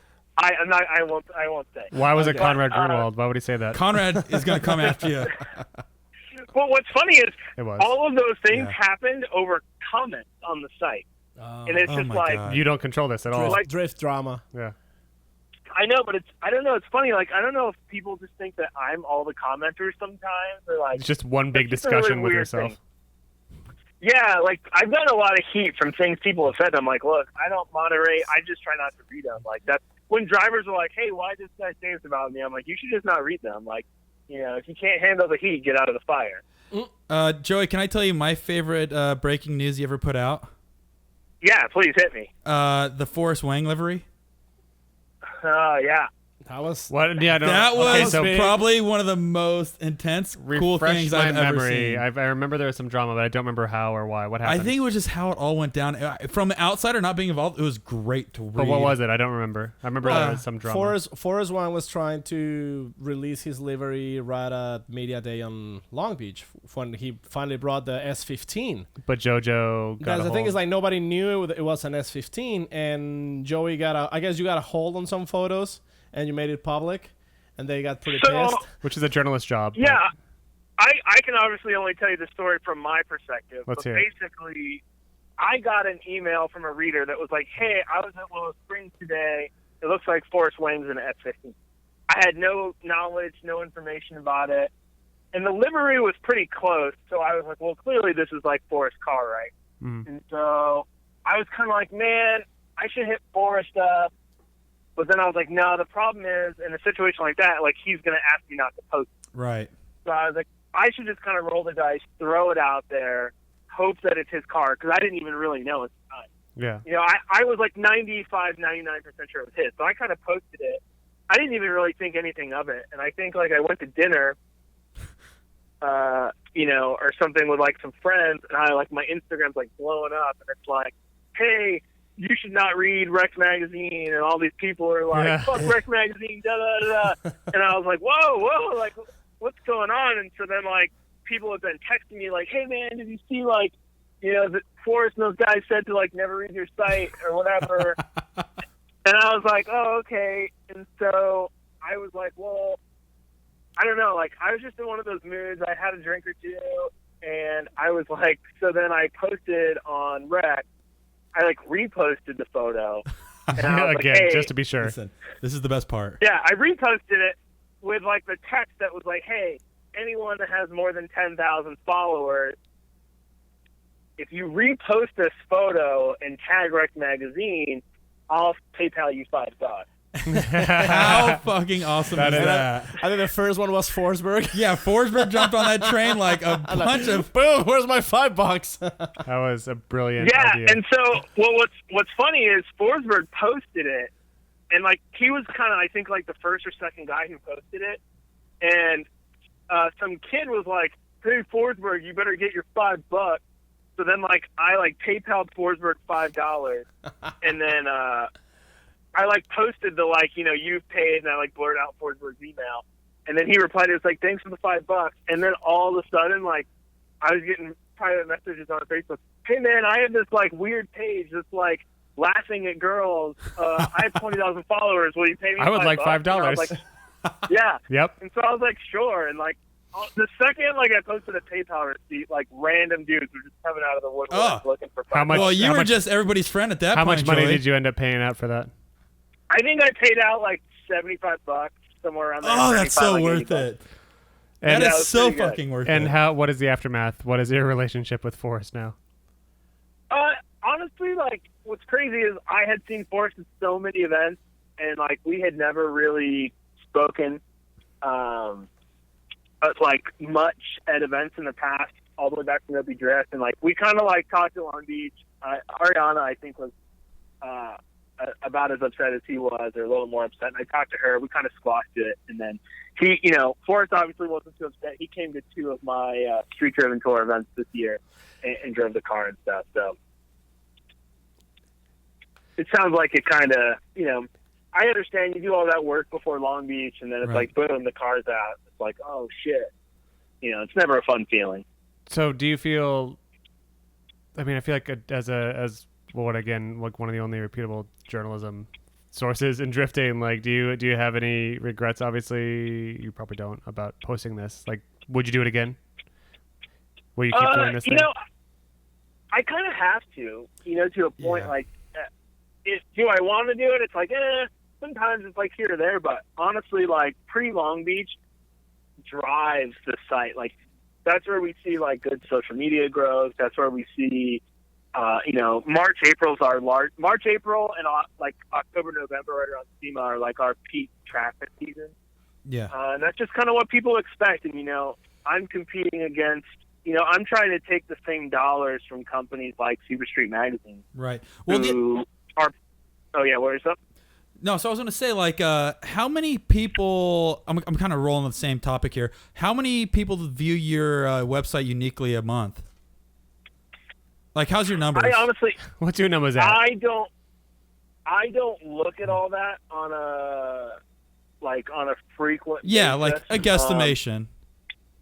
I would say ballpark, we do about, depending on the month, about 100 to 225,000 unique, depending on what point of the season we're in and what kind of topics we're getting. Right. So I'm just trying to, like, being in Forest shoes, and I think another way for people to look at this is like, dude, you leak a photo and it goes out to 225,000 unique viewers. How could you be pissed off at that? But now it gives people something to look forward to at Long Beach. Like, if I didn't know a Forest's car, I don't think I have any excitement to go see it.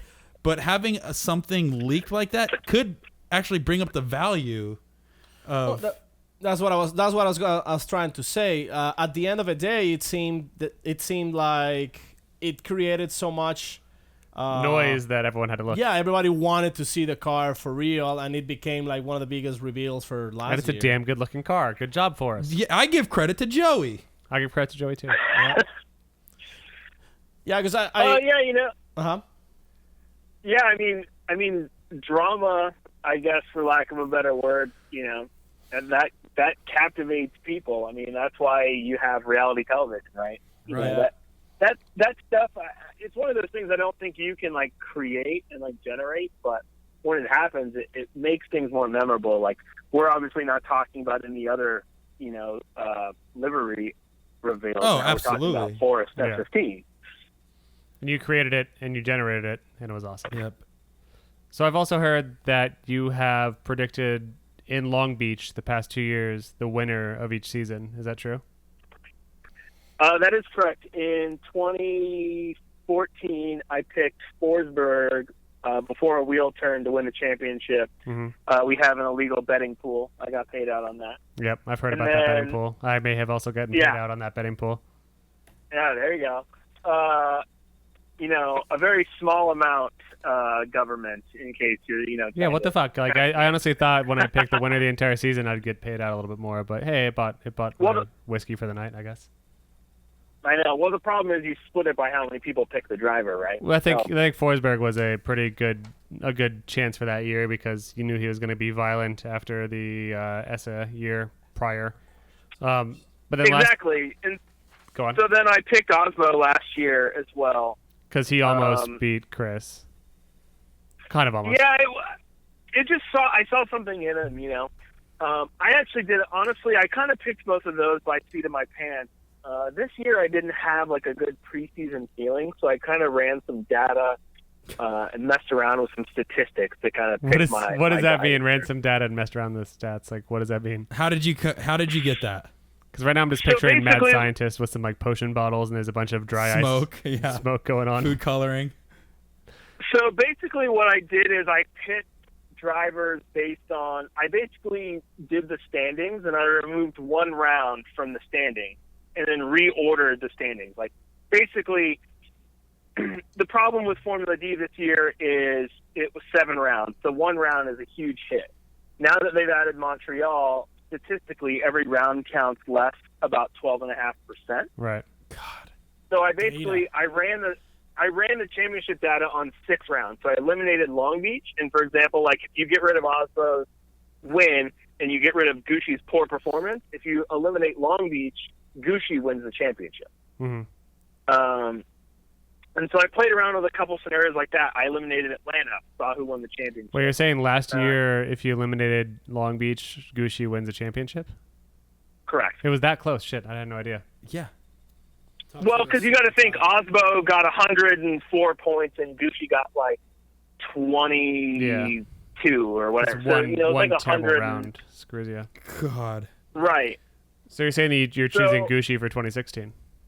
I did pick Gucci for 2016. There were a couple of things that made me a little uncomfortable, but I just I didn't really have another good horse that I could feel. That is wizardry. So you're saying that I threw my money away by rooting for my home team, I threw my $20 down for Vaughn because not only am I shooting for him this year again, but I feel like he might beat me up or maybe take money from my pocket. I want to pick Vaughn, but I just off the record. Off the record, yeah. No, okay. Record. Shut up. Right. Oh, we're gonna cut this part out of the podcast. Pause recording. No. My only issue with Vaughn is I think he has the car and I think he has the driving ability and I think he has the team, but he just doesn't seem to have that high level of focus for every round. He'll have that high level of focus for like 3 or 4 rounds, but just going back to that same scenario where like one round Gucci blew the championship. It's kind of like with him where there's those 1 or 2 events where he like brain farts and does like what happened in like Texas, and it kind of negates all of his great driving in other rounds. Yeah. Do you think that that's maybe has to do with drive or what is happening there? I have no opinion. Like I have no inside information. I mean, I talk to the guy probably way less than you and most and see him only at events and things. But to me, I attribute some of it to I think he just is doing so much now. That is exactly what I was going to say. Yeah. Formula D is like almost like a little piece of his pie, you know? He's got way too much on his table. Like, a perfect example at the end of the month, so I can shamelessly plug my event. He's going to be at my event, Street Driven Tour, May 21st at Virginia International Raceway. And I think either the day before or the day after is a Nitto Enthusiast Day in Texas. And he's doing both. So, like, he's, like, drifting around doing all this monster stuff at my Street Driven Tour in Virginia. And then within 24 hours, he's got a whole nother crew team in Texas doing demos with Nick. He's a professional fun haver. Yeah, that's exactly what I was going to say, Joey. I was going to say, like, you look at his performance in 2010. Is that when he won his championship? Yeah. 09, right? Was it 09 or 010 when he ran his championship, Joey? 2010. 09 was Forsberg. Yep. So 2010 he won his stupid. championship. Fuck. Can you see a difference in his program alone from then until now? I think he was just fully Falcon, then still driving a Mustang, but that was his only focus at that point. I think his program is actually better. Now it's better. I think it's better. I think there's more money there. I think the guys that are working on that car, he probably has dollar for dollar and pound for pound probably the most engineered race car, I think, and probably the best crew. Yeah. Like if you eliminate like the actual drifting elements and you look at like experience, pedigree, and racing, the shop that they're building these cars in. Right. You know, he literally has a shop in North Carolina that's dedicated to building his race cars. Yeah. So let's look at this though. So yeah, his program may have developed over those years, but in 2010, his only focus was Formula Drift and driving that Mustang. And I'm sure he was doing some other Falcon stuff, but it's not at the level. So yeah, he may have a better program, but like you were saying, his head is in so many different places. If I could refine what you're trying to say, Corey, and correct me if I'm wrong, but it seems like his goal then was to win a championship, right? And his goal now is to be the professional fun haver. I don't think there's anything wrong with that, but take a dude, like, let's just throw it out there, Chelsea or Gucci, these fuckers want to win championships. Right. And Vaughn is less concerned about championships now, and I think he's more concerned about being a media icon and being a dude that is having fun and making kids happy and maybe making some money. Whereas the other dudes are there to fucking win. Championship, yep. And he's already won. So. Yeah. I mean, as weird as it is to say that, I think he's almost kind of beyond that pressure. Right. Yeah. You know, I think if he shows up at Irwindale, checks the boxes, does every round, and finishes top 10, I think his sponsors are happy, and he's really providing them the value, doing all these extra things, all the content, like the videos you're shooting, all the monster events, all the Nitto events and things like that. Well, you saw him after he smashed his car last year in Texas. Like most drivers would have been like devastated, and he seemed like. Well, he was kind of concussed as well. I learned. Well, yeah, but I mean, like overall, he seemed like he was like okay, like it's fine, Like, well, not to sound like a dickhead, but if anyone can bounce back from it, he can because he's got a bigger program. That might hurt. Absolutely, but that's what I'm saying because he has built this like. What Vaughn did after he won was the smartest thing. It's like try to present himself in a different way so he can expand, and he did it, and the formula worked. Yeah, he's probably also one of the only drivers that can actually afford to replace the car, I think, on the grid. Well, but he didn't that year because one. I don't think he wanted to be his 2016. But as much as he of course tried to make it sound like it was cool, like he was shaken from that. Like you don't just hit a wall at 60, 80, I don't know how fast it was, but you don't just like hit a wall like that and bounce back. And like he did bounce back actually pretty crazily, but like it's still pretty crazy like how much, because I wanted so I'm making Vaughn's shows at FD and I wanted him to like be real, and I was like, Vaughn, like are you fucked up by this? Like are you really messed up? Like give me some real reactions. It's like, no, I'm pretty much cool. That was kind of scary. But I'm like, good to go. I was like, how are you good to go? Like that was an insane car crash, but the dude was pretty much unfazed by it. And I'm sure like there was some maybe like a week later he's like, holy shit, I hit a wall at 80. But at the time he was still like, yeah, I'm still going forward. The dude goes forward. Well, my partial thought behind this too is, Joey, was that one of his worst years in competition points wise? So he did it on purpose, what you're saying? Which year? Last year? Yeah, the year when he crashed. Actually, I don't think so, because if I remember correctly, the year after his championship, like he didn't even qualify in Long Beach. I think he limped in. I don't have a computer in front of me, unfortunately. But do you think it was one of his worst performing years out of the No, he still qualified. He still like finished like 12th or 13th last year. He didn't even run or whatnot. Right. But the thing is, I think compared to his other years, I think he almost, I wanted to say it may have been a wash. Just like, do you know what? Is it worth the time and money investing into building this car in a short time frame, or is it worth it to step back from it? We're not in title competition or in contention. Is it worth it just kind of call it off for now and develop for 2016? Yeah, well, he was in a weird situation, I think.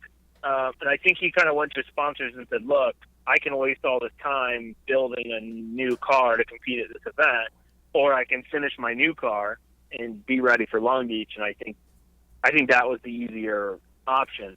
He had one backup car, but I think it was in Japan for D1 GP. Yeah, it was.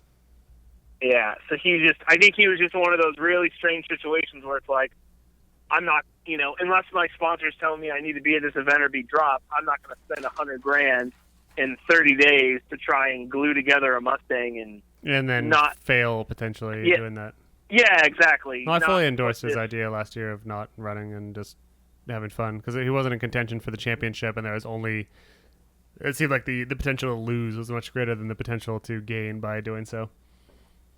But yeah, exactly. I think it was like, I think if a championship was on the line, I think if he was going into Irwindale 60, 80 points out of the championship, I think action would have been taken differently. Yeah. But his new car looks insane. So it seems like the time they spent in R&D was better. I kind of hate personally that the season starts in Long Beach, because it's such a Long Beach doesn't really, it doesn't teach you anything about the season. Yeah. Because every other track is completely different. And more wide open, and yeah. Yeah, Long Beach is low speed. It was even lower speed this year with rain. Oh, yeah. Really tight walls. So it's like, I have a feeling we're going to see that Mustang shine in Atlanta. That's what I was thinking, too. We're going to see it shine on top of some other cars, like maybe Daigo's car, maybe Osbo's car. Ghost Daigo is going to be there this year. Ghost Daigo's running. Yep. Cool. I think it'll kill in Atlanta, and I'm hoping to see it, because that way my videos are more interesting. But Corey mentally transferred some question stuff for me. Well, that's obviously, Joe, you've been doing ask this the question, Corey. Don't be I know afraid. you've been doing Don't this be obviously afraid, for a long Corey. time. No, because I want to lead up into this. Ryan Sage isn't listening. And like obviously, everybody values Rex opinions and Rex Who knowledge. is Rex? This is Joey Rexman. Okay. And so like as of the years you've been involved in Formula Drift is quite some time. You can do it, Corey. How do Just you ask. see or how do you feel the series is this year starting? And how do you think it's going to evolve throughout the year? And where do you see this series being in the next 2, 3, 4 years?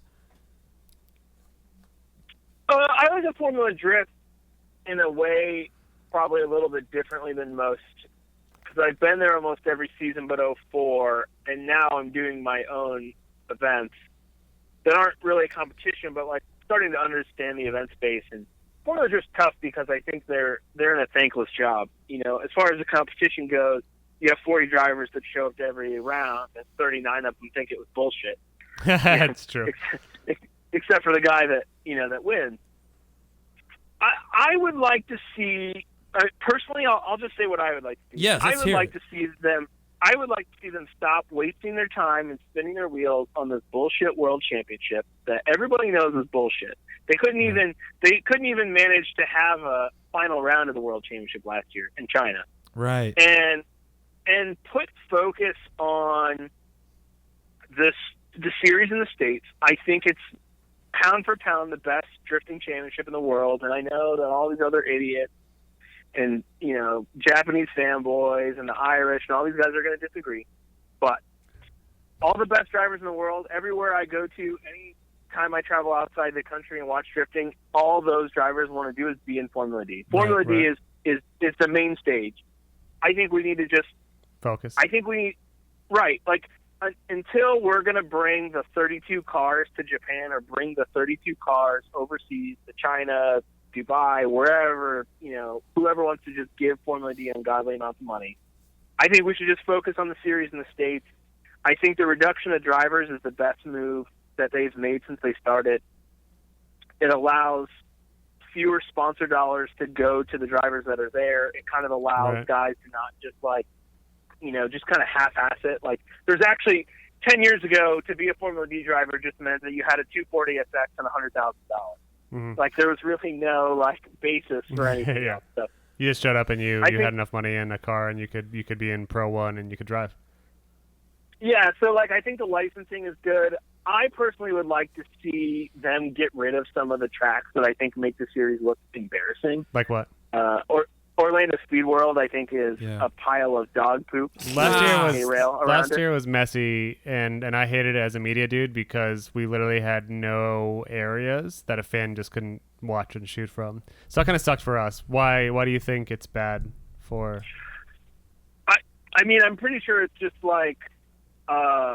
they were like, oh look, this land out here in the middle of nowhere is covered in poop, and they just paved an oval around it.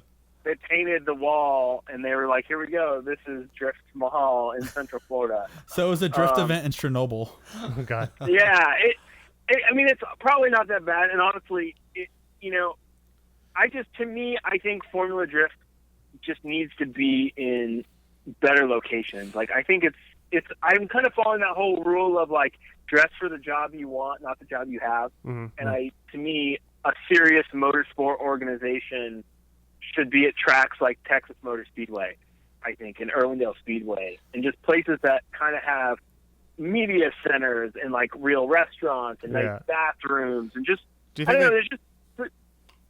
think they try to recreate that feeling of Wall? Because Wall Speedway is really cool, I think. And granted, it's a smaller speedway, but it's a really cool event because the track is kind of magical, in my opinion. And it's a big bowl, and it's always one of my favorite events. And I feel like maybe they tried to harness that in Orlando, but it just didn't happen. I don't know. Perhaps, but I even think, Wall Speedway is also, a sack of crap. But Wall Speedway has the benefit of, I think, being an original Formula Drift venue. The crowd in New Jersey is very intelligent. They know drivers, they know who they like. In Jersey, too, they have the advantage of, the grandstands are over the track and very close. So I think it just, it gives you a very impactful feel. I think I've actually spent a whole round there in the grandstand. Formula Drift has probably outgrown that place, but to me, I think it's kind of I give Wall a pass because History.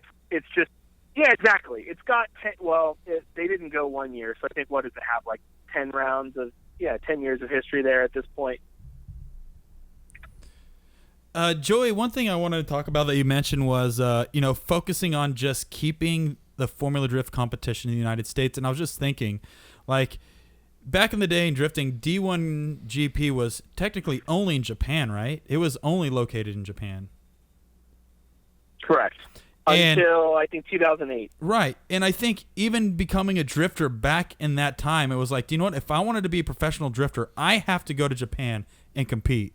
And I don't think at that point Japan or D1 was looking to compete outside of the series, but if I wanted to be the pro, I had to travel out there. And a lot of people did from all over the world went out to Japan and competed. I like the fact that you said they should really keep it in the United States, not only budget-wise, but I think we have some of the best Focus-wise, yeah. I think we have some of the best facilities in the world here that we can utilize. And the other thing is it makes it not only, I don't want to say easier, but I think they were stretching too far. Like they are stretching, and they're pushing drivers to their limits. And it's like, if you want to compete in NASCAR, I don't care if you live in France or all those dudes have 5 cars, right? But they have to come here to compete. Yeah. So if a guy in France goes, my dream is to run in NASCAR, guess what? They have to figure out how to get it here. Yeah. And NASCAR's not going to go out there to do it. It's just, I think it's logistically better, and it's better for the and teams. Ideally, like, a lot of the Pro 1, like, top tier drivers, like Vaughn, Forsberg, these other guys, they have multiple cars that they could possibly drive as, like, their main Pro 1 car, but 90% of drivers don't. So you can't just, like, ship a Pro 1 level car to Japan, because it does take months and months with customs. So, like, I think that maybe that is a future goal, but maybe it's 10 years too early. Would you agree, Joey? Yeah, I think it's possible. I think until they can do it Formula One style and just load up pallets with every driver and fly them in, boom, boom, boom, race, get out of town. I just don't think it's feasible. And personally, if you want to look like, let's step out of drifting for a minute, because not everybody is like a drifting fan. There's still a lot of like anti-drift sentiment, I think, in the motorsports community as a whole, that it's not a real thing. I think that Formula Drift needs to be more sensitive with their brand in a way, because when you look at it, it's like, let's say you tell your friend, hey man, you should watch Formula Drift. It's the coolest thing ever.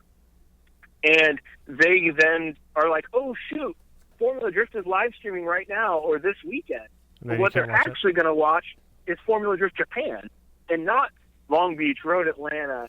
And it's like, to an uneducated drift consumer. Oh God. That is the truth. Yeah. I know where you're going with this. That's the same thing. So they flick on Formula Drift Japan and they go, this just looks like a bunch of dudes who can't drift, can't do anything on a race course. Like, the last Japan event I watched was, I think, last year at Fuji. Never mind the fact that they ran the dumbest configuration I thought ever in existence. There was a guy who basically inside clipped an outside clip. Like, there was an outside clip, and he was on the outside of it, hitting it on the inside. Like, he was completely off the track. And, like, he tried to treat it like an inside clip, and I, like, turned it off, and I was like, I can't be a part of it. Well, not only that, when they pan to the fans, there's nobody in the stands. Right. Did you make that rhyme on your own? Yeah. But I'm rolling on what Joey says. Yeah, I mean, if you step back and consider that, like, someone could conceivably watch that as their first Formula D event. Yeah, that's rough. I might have lost interest in the sport if I spent 3 hours watching this drawn out. Let's say I want to watch FD, and Ryan Sage even said this. I don't know if you've listened to our previous shows, but like when we were talking with Ryan Sage, like he says, like he would love to find a way to get rid of qualifying. Because imagine someone turning on drifting for the first time and seeing qualifying. Let's say qualifying last year year before last, where there's 60 people going. Like that would kill it for me. Yeah, I've actually been anti-qualifying for probably 6-7 years, and what's funny is, I even mentioned it in the top 10 things. I attribute no qualifying to this being one of the best events. I love that, by the way. I'm going to fanboy real quick. Your top 10 things I learned from the event is like, that's how I want to know how I'm going to feel about the event. Because usually I'm like behind my camera the whole event. I don't get to watch a lot of it. I'm like, I think that was cool. How do I feel about it? I'm going to read Rec Magazine top 10. And then I was like, all right, yeah, this event was rad. Or Joey didn't like this event? Fuck this event. I appreciate it. But like, what's funny is going back to our, the awesome Rec Magazine commenters. Like, I got obliterated. Like, people were like, "You're an idiot." Like, I don't even know how you're a drift fan without liking qualifying. But to me, the proof's in the pudding. I don't think anyone that was at Long Beach, other than the weather and the crummy adverse condition, when you got down to tandem, that was some of the best drifting I'd ever seen. And to me, my biggest problem with qualifying, other than the fact that it's boring and only 3 guys can do it interesting, Forrest Lang being one of those 3, and then usually a coin flip of 1 or 2 other guys who actually decides to like turn it on. JTP is going to hit the wall or just do some sweet wall taps, and then maybe someone's desperate to get their run, like Daigo would go crazy because he spun out his first run. But yeah, it was a shit show. Yeah, it's exactly. But you've got to watch 64 runs to see 6 that are great. So it's like it's a 10% entertainment factor. I wouldn't say that's a success. No. What's your solution? When you look at it, yeah, but if you dig into drift stats, I use that site a good bit, so props to whoever built that and keeps that running. Yeah. I always thought that was kind of part of you. That's crazy. I thought that you did that. No. I have no affiliation. I always wanted to do something like that. I have all these like complicated Google spreadsheets, and nobody wants access to that mess. Yeah. But if you look at it, there are statistically drivers who battle all the time, and there are other guys that just never meet. And I attribute that to just in the qualifying, order, the way a bracket is, most guys fall in that same section of the bracket every round. So you just tend to see the same dudes competing over and over. Yeah. It's weird. But do you have a solution? I have never run this through any like great idea filter, or I've never really like stated this in any official capacity. My opinion is I think that the series should go down to 32 drivers with basically maybe 1 or 2 like standby drivers for like a guy that's an absent stick or like crashes a car. That are Pro 2 guys, maybe? Yeah, exactly. Maybe the guys who win Pro 2 can be like the 3 guys on the podium or the 3 standbys. Yeah. That's actually not a bad idea. The event's a tight 32 drivers. We draw numbers like the lottery, like how like the Olympics, like the World Cup draws. You get like these like it's like this weird festival. Ryan Stage is there, like sticking his little hand in a lottery ball. Jared's there. He's got his shirt off. I like how he said his little hand. I just see the guy from like Scary Movie, like grab my strong hand, and Ryan's dipping it into a bowl of names. And each round is a lottery, and you assume that the top 32 are so skilled that they obviously there's a top elite force at the 32, but it's still going to be even matchups, and that way drivers will meet new drivers. Right. So my spin on it would basically be you have the lottery bowl, and it has every driver's car number. So we pull up the numbers, you build a bracket. That'd be exciting as hell, too. Can you imagine just like have a whole event around the lottery night and just like, holy shit, like Forsberg got ESSA, like this is going to be fucking pumped. It's 2014 again. Like that would be just really exciting, and seeing some Titans go against each other. And then you see like what you would normally see like in the 32 go against like the number 1 qualifier. But there's not that stigma. There's not that stigma going against it now. Right. So maybe Mr. 32 is gonna be more likely to take out number 1 because there's not this idea that I'm the best going against the worst. I don't know, just flowing. Yeah, and then I think the other way that the other thing we would need to change to kind of equalize that is, so if you do have like a Vaughn versus Forsberg or ESSA versus Odie in the top 32, it's basically you have a top 32 and then you have a double bracket top 16. You have a winner's bracket top 16 and a loser's bracket top 16. And you basically run those out to basically once you get down to 4 each, you rebuild a grid with an 8. And then you just drive that down to a winner. So I've never heard I don't really know that well because I'm not a sports nerd. I'm a video game nerd, guys. Guys. But how does the loser's bracket get reintegrated into the winner's bracket without making it unfair for the winners? So, well, like I said, I haven't fully vetted this idea, but I would, I honestly haven't even done a ton of research in people that use winners brackets, losers brackets. But I'd imagine basically what you do is you have winners, losers, and then you basically just run 2 top 16, take the end of those 2 pools, and then basically you kind of recreate, like losers go into a loser's bracket, and so you can technically win the event from being a loser, but you've got to win so many more battles. So you have top 16 winners bracket. That goes down to 8. Top 16 losers bracket goes into another losers bracket. So then those 8 guys would go into that 16 bracket. So basically, you've got to lose twice to be eliminated.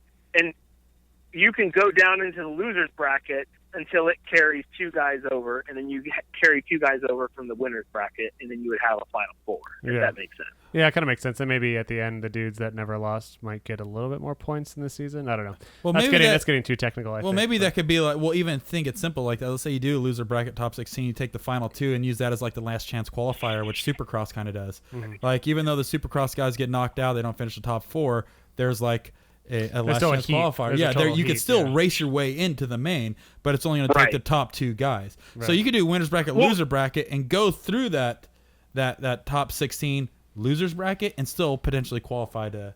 Mm-hmm. You've also got to think basically if you stay in the winners bracket, you've got to win a top 32, a top 16, a top 8, a top 4, and a 5. So you basically have 5 battles to a champion, to a victory.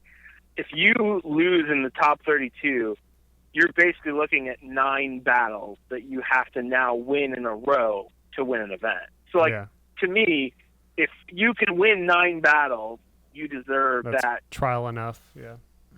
Yeah, you're already kind of starting off on a bad foot. But that, I would just say, I guess, and try to wrap this up a little bit, not be long-winded. Yeah. To me, I think that's the best thing we could fix in drifting, because the one thing I hate about drifting is you have a guy like Vaughn, for example, when I was mentioning how he didn't qualify the Long Beach after his championship.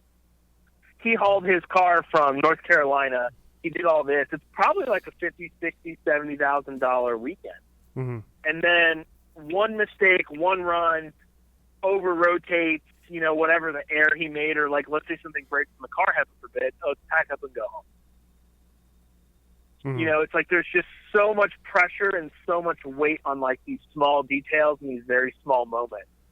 Yeah, like you lose your entire weekend off of this one bad qualifying round. Like maybe the first time you DB'd a tire, or your Frederick Osbo and your 16th motor blows up for the weekend, and then you have to then you have one run, and then your entire weekend's blown off of that. So I like the idea of the lottery, because I think that it creates its own excitement, because qualifying, unless you're a super nerd like me, or maybe you, or maybe these guys next to us, isn't that exciting. So maybe it may also change the strategy. Yeah, and that changes. Yeah, and I also think you have to consider the fans. Now that Formula Drift has progressed, there are kids who drive from out of state to see their driver. There was a guy I know that in Formula Drift Texas, Jason, he drove from Omaha, Nebraska to watch Vaughn drive. Hell yeah. So, like, can you imagine? I don't know how far that drive is. I'm going to guess it's like 12 plus hours. Yeah. You get in your car, you drive 12 hours, all because you are number one fan, Vaughn Gittin Jr., and then it's like, oh, he didn't qualify? Oh, we're done? Oh. Cool. Well, cool. I guess I'm going to go back home now. Like, that's just, to me, the more we can get the drivers out there, and it's like, you know what? If you watch your driver lose twice, well, cool, dude, your driver sucks. Like, we got nothing to tell you. Find someone new. Well, fun fact, too, guys, there's still racing organizations that are using the pill draw method to base their starting lineup, where there's actually no qualifying. So this is still a relevant method in motorsports to the day. Yeah. Well, maybe. Yeah, 100%. I used to work in NASCAR for a small period of time. Like, I did some stuff there, and I honestly love their qualifying style to a point in a way, but unfortunately that's just not very translatable. Or I'm a huge Formula One fan. I think except they screwed up qualifying this year, but years previous where everyone just goes out and makes laps. To me, there's drama and interest in that. People can hit each other, do this and that, but with drifting, with it being judged, and with that, you need judges with full attention, and I think everybody just wants to see more tandem. Yeah, I agree. I think that maybe in the future we should probably do a special. Every commenter on Rec Magazine, except those guys, because those guys are weirdos, especially the ones that don't like our show. But maybe in the future, I think there's a special episode ahead of us where we can nerd out for 2 whole hours just on this topic. Yeah. Because right now we're running long, and we got to wrap this thing up. But before we wrap it up, you've mentioned multiple times, it's almost as if you want to talk about it, Joey. This little thing called Street driver driven. tours. The street driven. Street driver tours. Close. Street driven tour. Which the number one comment on YouTube and Facebook videos is, those cars don't look street driven. Oh, But then at first I thought when I heard that some fucking douchebag named Joey Redman was creating this streetcar driven tour, I was like, why these don't look like street cars? Then I posted that was me on YouTube. But then someone I just want to let you know I like every comment that says. but then I think Forsberg or someone was like, no, you big dumb doy. It's driven by the street. For the street. By the street. Sure. Street drivers.com. And that is how you'd like to correct that, right? Like these are not street legal cars. These are like driven by the street. You're a hood rat, Joey, right? Exactly. Well, we want to get into names again. I'm not very good at that, as you learned, and it was just something that I was throwing names down. Well, that sounds and cool. I put it together, and yeah, it worked. It was like when we created it, I never had thought about like dudes only thinking that they're like street cars could show up or whatever. Mm-hmm. If you want to put a cool spin on it, like most of the fans street size there or like whatever. It was just some words together that worked, and like people just kind of blew it out of proportion and whatever. Like, but at its essence, it's just this one big drift carnival of cool shit going on, and you get pros out there, you have pro-am stuff. Like, explain to someone like me who pretty much knows nothing. What is street driven? Yeah, what is street driven tour? What are you doing? So street driven tour is really just kind of like a laid back automotive party. It's basically, if you want to look at it in a layman's way, if you've been in the industry a long time, we're just kind of taking that like Nopey drift kind of, or not Nopey drift, but like the Nopey atmosphere. I know, we're going way back, but like think of Nopey, but like brought to the modern era, right? Like we don't have Jello wrestling, we don't have like wet t-shirt contests. I'm sorry. Where are the babes? But I would win both of those. You would. Instead, we've got some like craft beer gardens. We've got like cool carnival games. It's just kind of like taking that model of like, hey, let's all be out here and just kind of have a good time and have fun, like the Nopey Nationals vibe for people that have gone there. But just getting rid of like the outdated stuff. Yeah. You know what I mean? We're a little more family friendly. Every event, we kind of key around drifting, but every round has some other kind of automotive elements other than drifting. At Virginia International Raceway, NASA's doing NASA racing. We've got some rally guys. You can actually pay, I think, $35, hop in a rally car with a professional rally driver and run a rally course. Oh, yeah. We actually this year added like off-road, so there's like Jeep guys that can go out and do courses. Nice. You can do supercar rides. You can pay $40 and get strapped into a Porsche 911 GT3R with a professional driver and run around the main course of VIR, which is like 3.5 miles long. Pretty. Dude, nice. I would do that. Like I would try to get it for free because I'm a cheap bastard. But if you weren't gonna give it to me for free, I would probably pay for that because that would be cool as hell. Yeah, it's actually already sold out. That's how popular that one. But do you think maybe like you could hook it up or what? I can see. If you show up to one of the events, we can probably figure something out. You're doing one in Phoenix? I'll say when it's coming. When is that coming to Phoenix? We're in Vegas, September 24th. Not too far. There won't be a Porsche GT3R there, but and like with Vegas this year, we're adding drag racing. The Supers in Vegas meet is actually joining up, so we're going to have, I think, a couple hundred Toyota Supers out there doing some drag racing car show. And that's another thing too. Oh, sorry, what's up? So, what do you need to drive in this series? Like, what are the requirements? As far as drifting goes, you basically need a drift car, and it's got to pass tech. If you go to streetdriventour.com/drifting101, you can check out the tech rules. We have everyone from beginners to professionals. We categorize you with other beginners. So, like, if you show up at we're your first drift event, we're like not going to put you in tandem with Chris Forsberg. Don't worry, you'll be with some of the other beginners. I think Street Driven Tour is a cool opportunity, for younger drivers because there's a lot of media, so you can kind of experience what it's like to be like in a bunch of videos, do all that dance without like stepping into a Formula D. And I also think if you're a really smart younger driver, pro-am driver, there's a lot of pros there. I think at Street Driven Tour Las Vegas last year, I think we had 14 Formula Drift pro drivers there. Nice. So like, to me, Go ahead. to me, I think you should be begging those guys to hop in your car and say, "Hey, watch me drive. What do I need to do better?" Like, which dudes like there's just Forsberg a lot- would totally do. Probably. exactly. A guy like Forsberg, Odie, those guys would totally do stuff like that. So to me, we're kind of like a fun. It's like we just run. It's like very bash style. If you've ever been to like an All-Star Bash, East Coast Bash, something like that. But I think with some of the events, a lot more pro drivers. So I think if you can utilize those opportunities as a younger driver, I think that's a great move for you. Oh yeah. Nice. What Paco is really trying to ask is, do you accept drift vans? Yeah, absolutely. I would love it if he brought that thing to Street Driven Vegas. Well, he said it. He said it here first. I'll do my best to get it there. All 103 ponies. Should we do a quick 60-second question sesh with Jojo and before we let him go? I'm not prepared, but we can. All right, Jojo. We're gonna do a 60-second jam question session. I don't know if you've heard these before, but we're gonna ask you a question. We want as short of an answer as possible. Hopefully, one word or less. So a couple letters. Let's do it. All right. Are you ready? I'll shoot for less than one word. Yeah, All let's right. go. Who wants to start I'll off? start up. Joe Red. Dream car. McLaren P1. Cool. WWF or WCW? WCW. Monday Night Nitro. God damn it. Joey, were you ever a drifter? Like they used to have a drift car? No, I'm terrible at it. That's a lie because I've seen your drift car at MA Motorsports and I want to buy it. I have it. I've had drift cars. That doesn't mean I'm good at drifting. But I want that vert. We'll talk later. Jay Redmond, when's the last time you cried?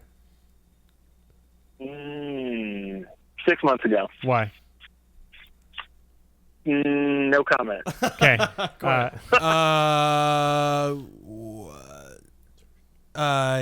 What do you're obviously in Vegas. What's your game of choice?